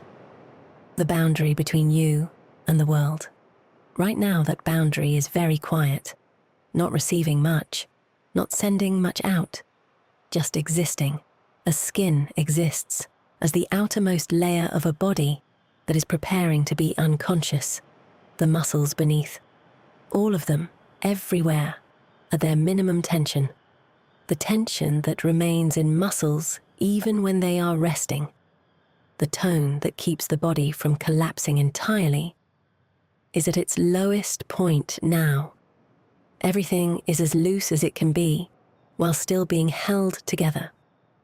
You are very nearly as close to complete physical rest as a living body gets. The face, soft, entirely soft. The dozens of small muscles that produce expression, that maintain the face you present to the world, are doing nothing. There is no expression on your face right now. Or if there is, it is the expression of someone deeply at rest, which is no expression at all. The jaw, open very slightly, or resting at its natural position, the lower jaw heavy and relaxed. The teeth not touching. The space inside the mouth easy and unremarkable. The throat, soft. The neck muscles, both sides, released. The head heavy wherever it rests, its weight fully given over. The shoulders, low, lower than morning, lower than the weak. The sea air is partly responsible for this. There is something that coastal air does to the shoulders of people who sit near it in the dark. Something in the combination of the smell and the sound and the particular quality of the air that encourages the shoulders to find their true resting place. This is it. This is where they rest. The arms, both of them, the full length of each one, from the shoulder joint to the tip of the longest finger. Heavy, supported, not holding anything, not ready for anything, not waiting. The hands, warm, still. Each finger loosely where it has come to be. The chest, rising and falling, almost imperceptibly. The breath is so slow now that the movement of the chest is the smallest it gets in a living body. Just the minimum necessary exchange of air, done with the minimum necessary effort. In, out, the pause, in, the back, all of it, given over completely to whatever holds it, not working, not maintaining anything, just the back of a body that has stopped needing to present itself to the world. The legs, long and heavy, both of them. From the hip to the knee, to the ankle to the foot, all of it surrendered to gravity, to the ground, to the night. The feet, at the very end, warm or cool, but present. The soles of your feet, which have been the ground's contact point all day, are resting now. They are touching nothing but warmth. The whole body, from the skin to the bones, all of it here, on the coast, in the dark, beside the sound of a sea that does not need to be heard. All of it resting. All of it still. The sea makes its sound. You receive it, very softly, from a great distance that is not actually a distance, but a depth. The depth of rest, almost sleep, almost there.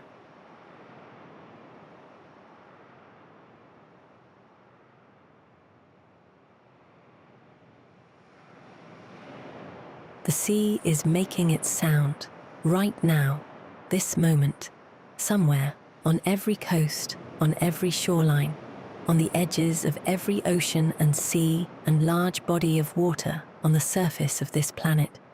Waves are arriving at land, spending themselves, retreating, all of it happening at once, all of it unhearing and unheard and entirely real. The sound that the sea makes when no one is listening is the same sound it makes when someone is. You know this now. You have been listening to it long enough to know that the sound does not change with your attention. It is not altered by being heard. It does not care whether it is received. It simply continues at the rate of whatever force is moving the water, in the shape of whatever coast is receiving it. Your listening has grown very faint. You may not be listening anymore, not in any active sense. The sound is still there, arriving. At whatever shore this sound belongs to, in the dark, in the late hours, with no one present to call it heard. Your breath is very slow. In, long pause. Out, longer pause. The sea breathes with you, or you breathe with the sea. It is difficult, at this depth, to know which. The body is still. The mind is quieter than it has been since this morning. Whatever the day contained is somewhere far behind you, on the other side of an hour of sea sound and still air, and the long, gradual release that a coast at night provides to anyone who stays long enough. You have stayed long enough. The sea made its sound. You heard some of it. And now the hearing is becoming something else, something softer than hearing, something that does not have a word, the state in which sound is present but no longer experienced, in which the waves arrive and the air receives them and nothing translates the fact into experience, the state of sleep, the sound the sea makes when no one is listening. You are almost no one now. Almost. In, out, the sea. Still there. Still making its sound. Whether you hear it or not, sleep.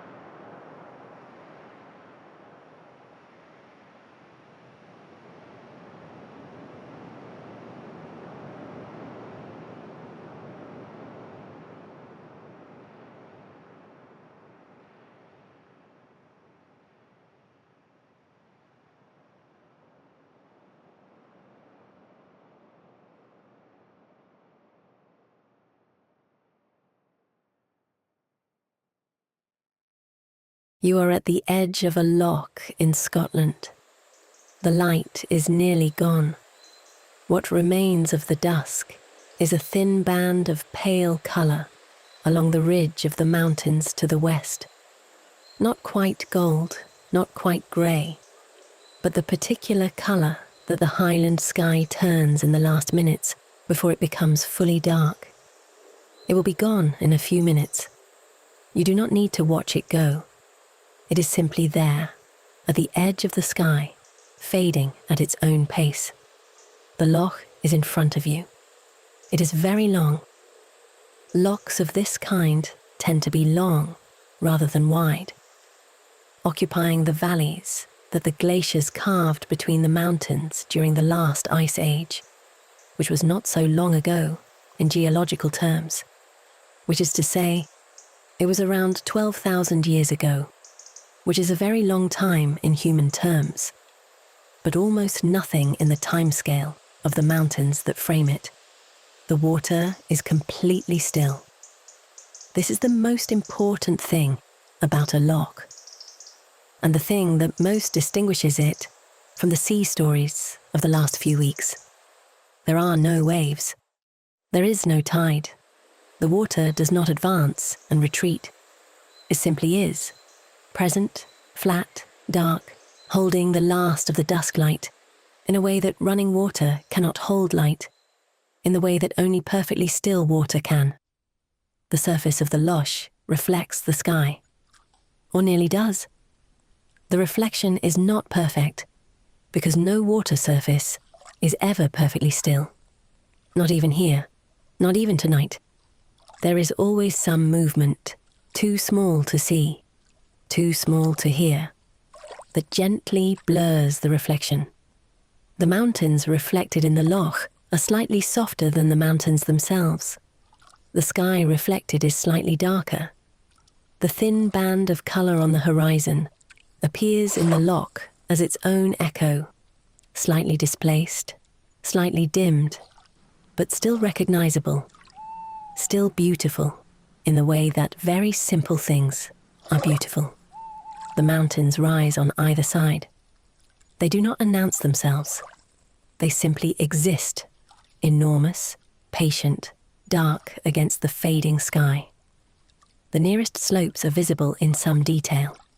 The heather, gone to its winter colour now, a grey-brown that is dull in any other context but appropriate here, correct? The right colour for a highland hillside in the evening. Further up, the slopes become rock, and then the ridgeline against the sky. And the ridgeline does not move. Ridgelines never move. That is one of the things about mountains that is different from the sea. The sea is always moving. Mountains are not. The ridgeline you are looking at tonight has been in the same position for longer than human beings have existed in this landscape. Before the first people came to this valley, before the first boat went out on this loch, before the first settlement was built on these shores, the ridgeline was there, in that position, holding the sky at that angle. It is holding it now. It will hold it in the morning. The air is cool and completely still. Highland air has a quality that is different from coastal air. It is drier, cleaner in a different way. Not the salt weight of sea air, but something lighter, thinner, with a particular quality of air that has come from a high place.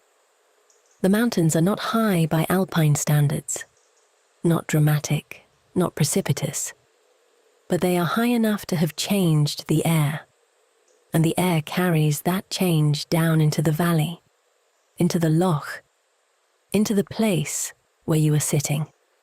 A loch is not a lake in the way that a lake in a park is a lake. The word itself is different, not just in language, but in what it names. A loch is a highland thing, a thing that belongs to a particular landscape, a particular geology, a particular quality of light and weather and silence. that does not exist in the same way anywhere else. You can find lochs of similar physical dimensions in other parts of the world, but you will not find a loch. The loch is not just the water. It is the water and the mountains, and the particular quality of the Scottish air, and the specific kind of quiet that comes when those things are together.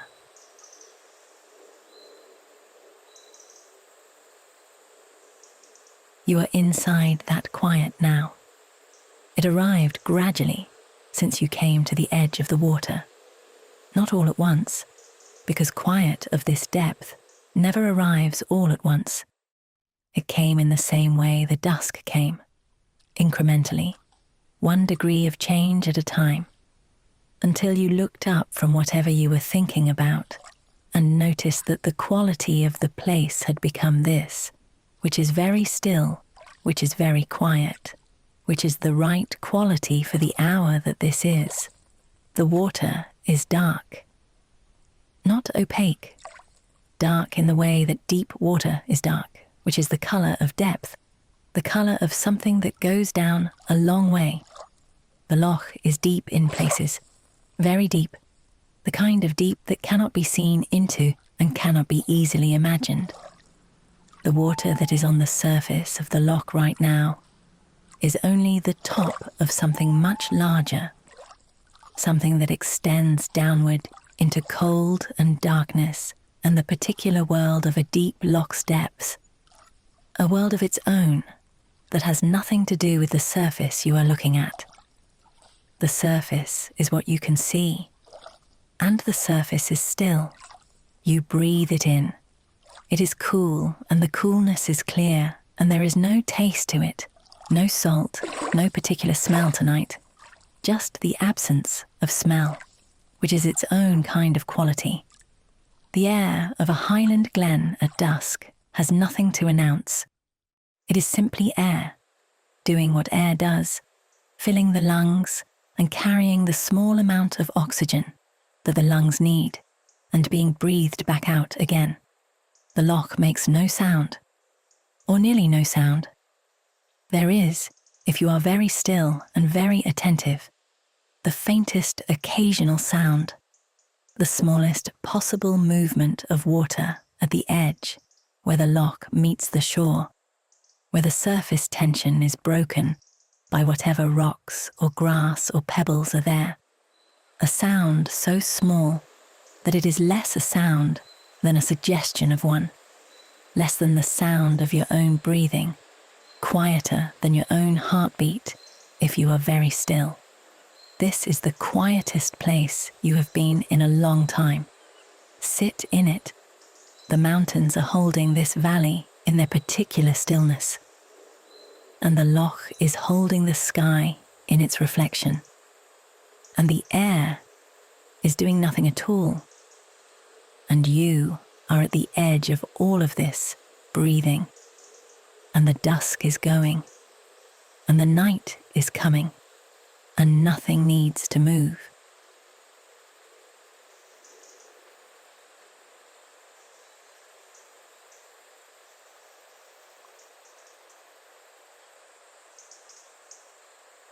Still water is a different thing from moving water. Moving water, the sea, a river, a stream, has energy. It is going somewhere, or moving around something, or arriving at something. It is engaged with the world in the way that things with energy are engaged, actively, directionally, with a relationship to what is around it. The sound of moving water is the sound of that engagement. Water working against resistance, spending its energy, interacting. Still water has none of that. Still water is not going anywhere. It is not arriving or departing, not spending itself on a shore, not working against the shape of the land. It is simply occupying the space that holds it, the space between these mountains, this valley, this particular geology. and doing nothing with the occupation except being present. The loch does not try to be anything. It is simply water that has collected in a low place and stays there year after year, century after century, receiving what falls into it and giving what evaporates from it, holding its shape because the shape is given by the land around it, and the land does not shift. The particular stillness of the loch surface has a visual quality that is unlike anything else. In the last of the light, and there is still just enough, you can see that the water is not reflecting the sky perfectly, but nearly.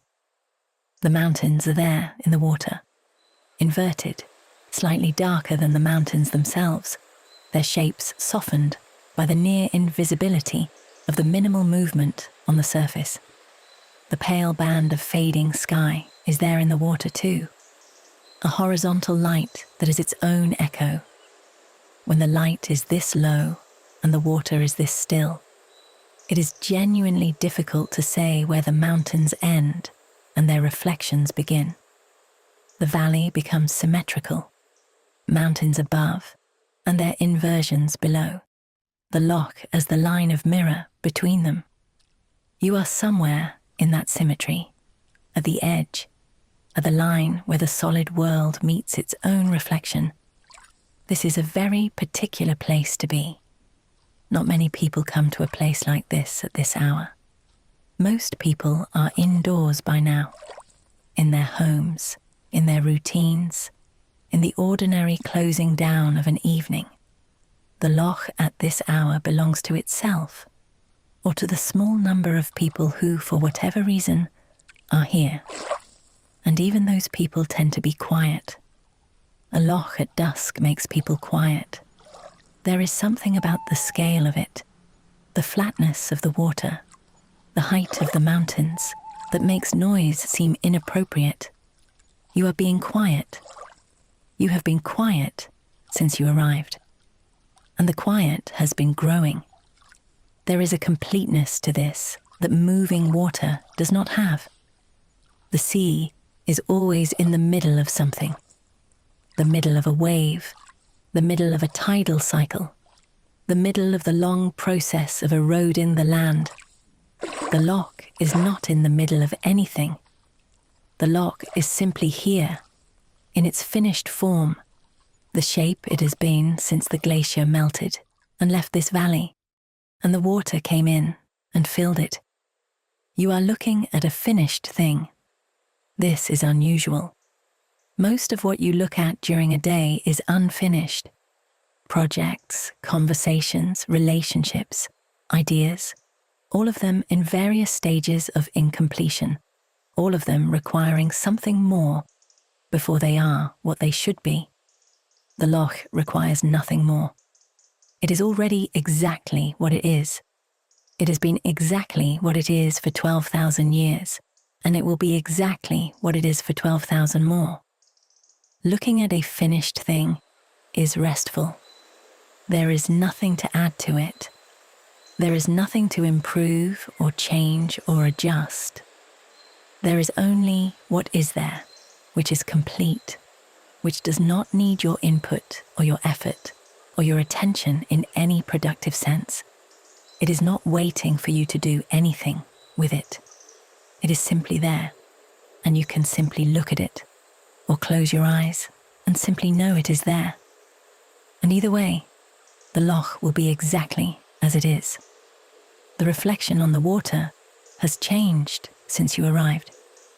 The thin band of dusk colour has faded from the sky, and faded therefore from the reflection. The water is darker now, dark in the way that deep water is dark at night, which is very dark indeed. A darkness that goes down rather than spreading out, a vertical darkness that extends to the bottom of the loch, which is, in places, very deep. The surface is where the darkness meets the air, a membrane between two kinds of dark. The dark above, which is the sky becoming night, and the dark below, which is the water being water. The surface holds them apart. It is very thin, this membrane, and very flat and very still. The mountains are darker shapes against a sky that is also becoming darker. The ridgelines are still visible, barely. The sky is not yet fully dark, not the full dark of a Highland night, with no moon and no ambient light to speak of, but it is getting there. The transition from dusk to night is slower in Scotland than it is further south, particularly in the summer months. But this is not summer. This is whatever season brings you to a loch at dusk and leaves you sitting by the still water as the light goes. The light is nearly gone, and nothing has moved. The mountains have not moved. The water has not moved, not in any meaningful sense. The air has not moved. Even you have barely moved. The small adjustments of a body sitting still. The settling that happens when a body has been in one position long enough to have accepted it fully. Nothing has moved, and nothing needs to.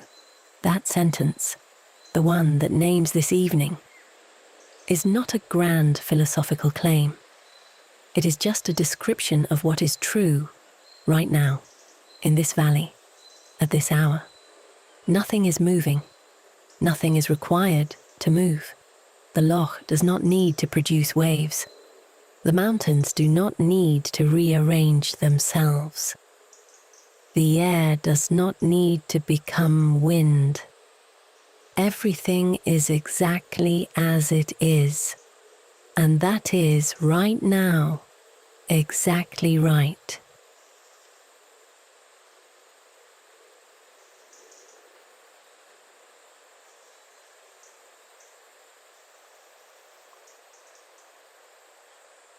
The mountains have been holding this valley for a very long time, not actively.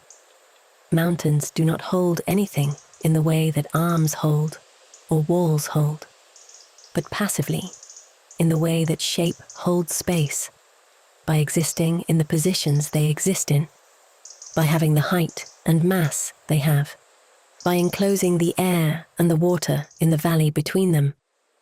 The mountains hold the valley the way a bowl holds water, not by gripping, not by effort, but simply by being shaped the way they are. The Loch is the water that the mountains hold.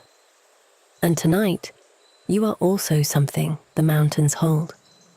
You are in the valley, between the mountains, at the edge of the Loch, and the mountains are on either side of you and behind you, and the Loch is in front of you, and in some sense, you are contained by all of this, held by the shape of the landscape, the way the water is held, not confined, not restricted, but enclosed.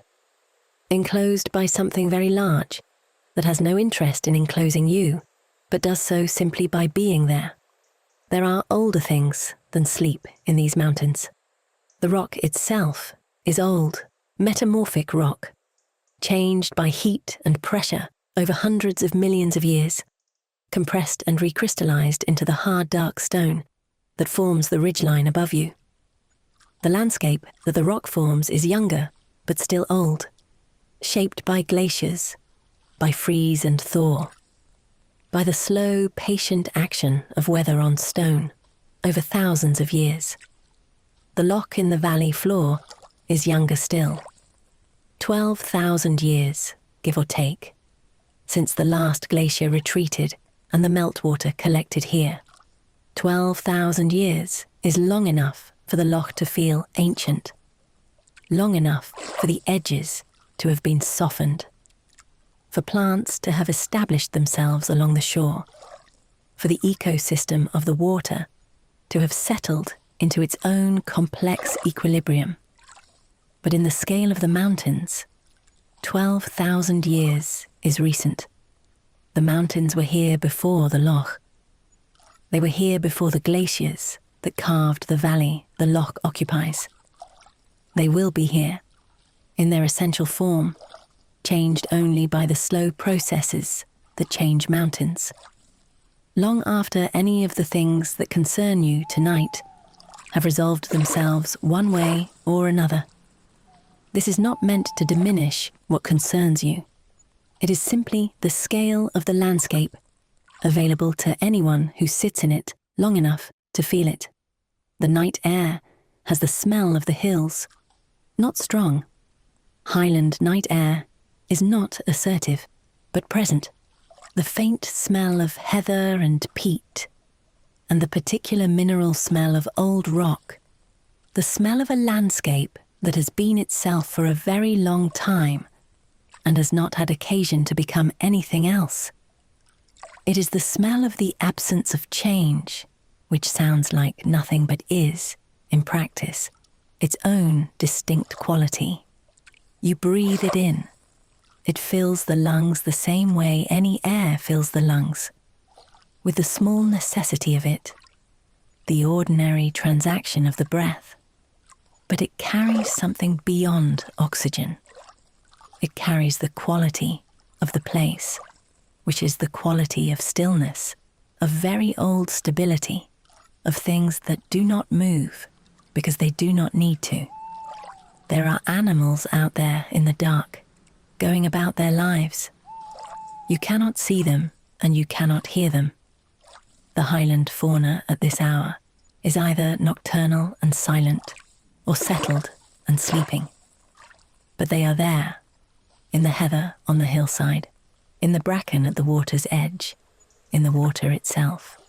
Red deer somewhere on the upper slopes, lying in the dark, warm in their winter coats. Otters, possibly, in the shallows near the reed beds. The Loch edge is good otter country, though they are very difficult to see at any hour, and at this hour impossible. Birds roosting in whatever cover the hillside provides, their heads tucked, their body temperatures dropping slightly as birds' temperatures drop in sleep. Everything that moves by day is still. The mountain hare, white now in its winter coat, is somewhere in the rocks not moving. The red grouse is in the heather not moving. The eagle, if there are eagles here, and in landscapes like this there sometimes are, is on its roosting site not moving. Everything has come to the same conclusion that the Loch came to 12,000 years ago. This is where I am. This is what I am. Nothing needs to change tonight.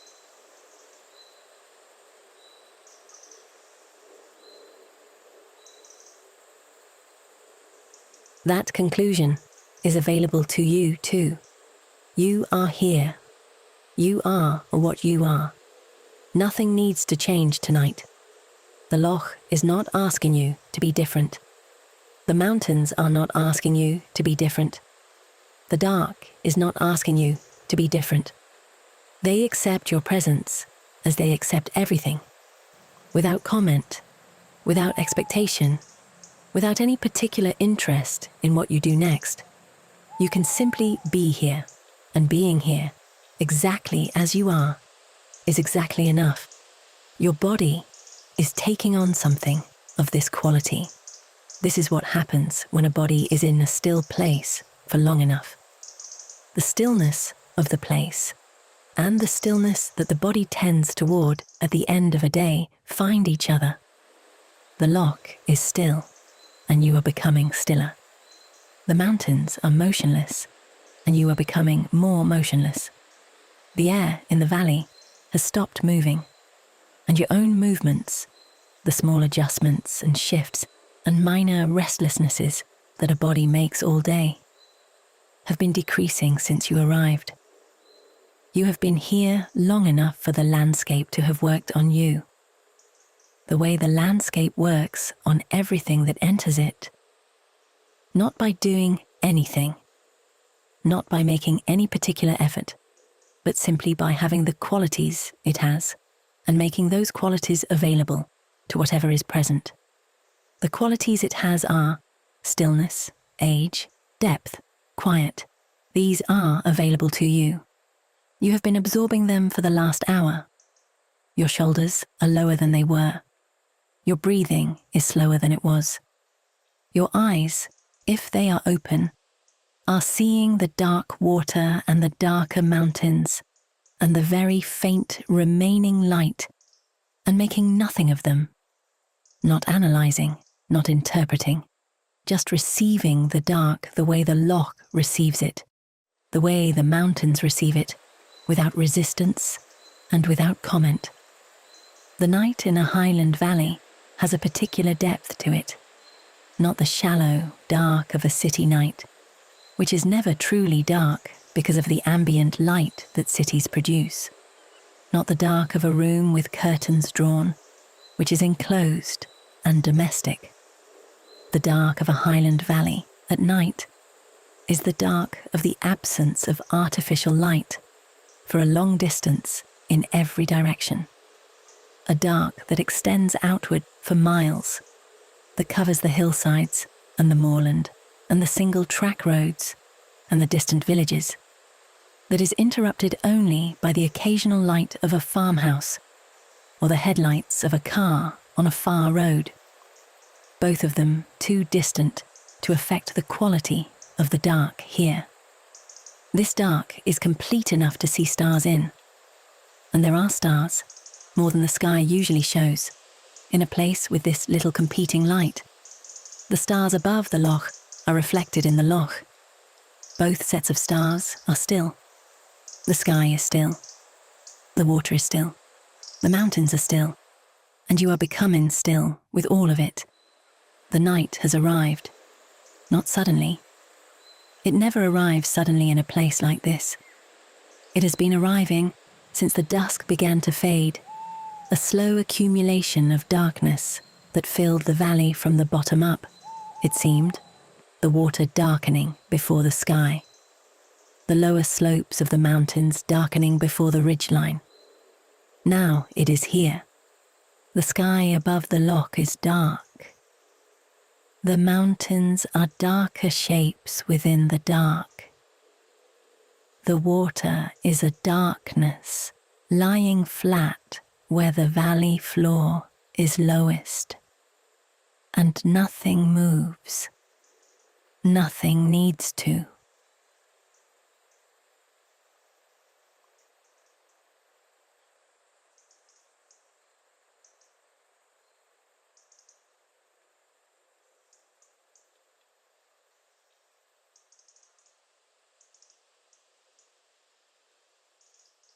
The stillness has reached you now. Not the stillness you arrive with, the performed stillness of someone trying to be calm, the effortful quiet of a mind that is still running underneath. This is the other kind, the kind that comes from the outside in, the kind that a place like this produces in people who stay in it long enough. A real stillness, a material stillness, the kind that the Loch has and the mountains have and the dark air of the valley has. You have been here long enough. The Loch has been doing its work since you arrived. Not by doing anything, but by simply being what it is, which is very still, which is finished, which is complete, which requires nothing, and offers everything it has freely to anyone who comes to the edge of it and sits down and waits. You waited, and the stillness came. It is in your shoulders now, where the tension has been leaving so gradually that you stopped noticing it was leaving. It is in your hands, which have been resting in one position for so long that the position has become the natural position, the position the hands return to. It is in your face, which has stopped making the small adjustments that faces make all day, the responses to light and expression and the social requirements of a face being seen. Your face is no longer being seen. There is no one here to see it. You are alone with the Loch and the mountains and the dark air. And none of them have any interest in your expression. Your face can simply be a face. The breath is slow. Not slow in the way you are asked to breathe slowly. Slow in the way that breathing becomes slow when the body has found its evening depth, when the daylight demands have withdrawn, and the night has made its offer of rest, and the body has accepted. In, slowly, the cool highland air, clear and thin. Out, longer than the in-breath, as out-breaths tend to be in the later hours. And then the pause. The pause in this place is very long, or it feels very long, not uncomfortably long, not a held breath, but a genuine rest between one breath and the next, the length of a moment of true stillness, the length of the Loch surface on a night when nothing is moving. The pause. And then the next breath arrives, of its own accord. Your thoughts are slower now than they have been all day. They are not gone, but they are moving the way the Loch moves, not with waves or current or any directional purpose, but with the very small and mostly imperceptible movement of a body of water at rest. They drift very slightly without going anywhere. They rise toward the surface and then settle back. They do not demand engagement. Let them be as still as the Loch. Let them occupy the space they occupy, without needing to go anywhere. The mountains are on either side of you in the dark. You cannot see them now, not in any detail. They are simply presences in the dark, large and patient, holding the valley in their usual way, indifferent to the hour. They were dark before you arrived, and they will be dark when you leave. And the darkness will make no difference to them either way. You are small in this valley, small in the way that anyone is small next to mountains, not diminished, just correctly proportioned. The mountains are very large. You are the right size for being in this landscape, which is small, and being the right size in a large landscape is strangely a comfort. There is nothing expected of you here that requires you to be larger than you are. The Loch is very still. You are becoming very still. The two stillnesses are finding each other, the way water finds its level, not by effort, but by the natural tendency of things to become what the conditions around them allow them to become. The conditions here allow for complete rest. You are completing your rest.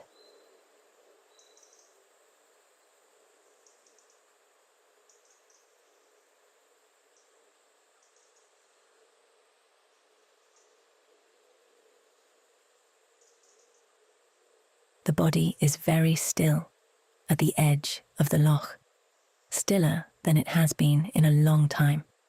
The Loch is also very still. Both of you at the edge of the same night, occupying the same valley, held by the same mountains, doing the same thing, which is nothing, which is the right thing. Begin at the top of the body, the head, heavy, given over to whatever holds it. The skull, the brain inside it, the brain that has been working since morning, processing and deciding and remembering and attending. Quieter now than it has been all day. Not empty, but quiet in the way the valley is quiet. The face, soft, no expression. The muscles of the face at their most relaxed, their minimum tension. The configuration that a face finds when no one is watching and nothing is required. The eyes, closed or nearly. Behind them, not vision, but the awareness of darkness. A good darkness. The darkness of a highland valley at night, which is complete in a way that most darkness is not. The jaw resting, the lower jaw heavy in its own right, held where it is by nothing except its own slight weight and the soft tissue around it, not clenched, not held, just there. The neck, the long muscles on either side, which have been holding the head up since morning, released now. The head is held by whatever is behind it, and the neck is simply present, warm, not working, at rest. The shoulders, as low as they go. This is the lowest they have been today. Perhaps the lowest in a long time. Highland air and highland quiet do something to shoulders that nothing else quite does. Some combination of the cold and the stillness and the scale of the landscape that makes the body's held tension seem unnecessary, that makes the shoulders understand that they can let go. They have let go. The arms, both of them, heavy, warm despite the cool air. Not positioned, not ready, not waiting. Just arms, resting, at the edge of a loch in Scotland. The hands, each finger loosely where it is, warm, still.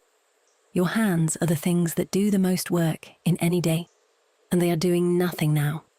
They are allowed to do nothing. The Loch does not need them. The mountains do not need them. The night does not need them. The chest rising and falling, almost imperceptibly. A very small movement, a very slow rhythm, the minimum necessary to sustain the body through the night.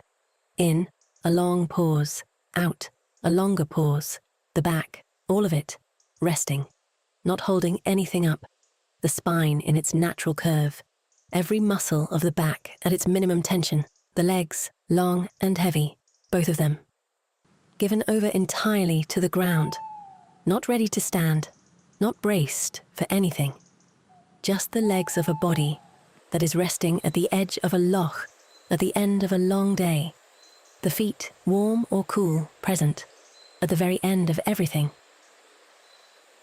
at rest. The whole body, from the crown of the head to the soles of the feet, here, at the loch, in the valley, between the mountains, in the dark, nothing moving, nothing needing to.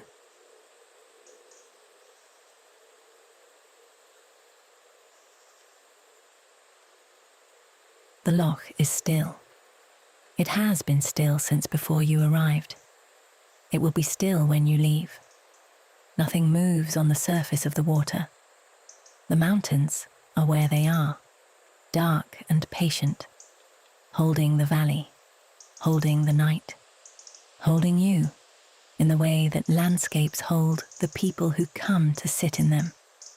Not by intention, not by effort, but simply by having the shape they have, which encloses, which protects, which makes a space that is smaller than the mountains and larger than a room.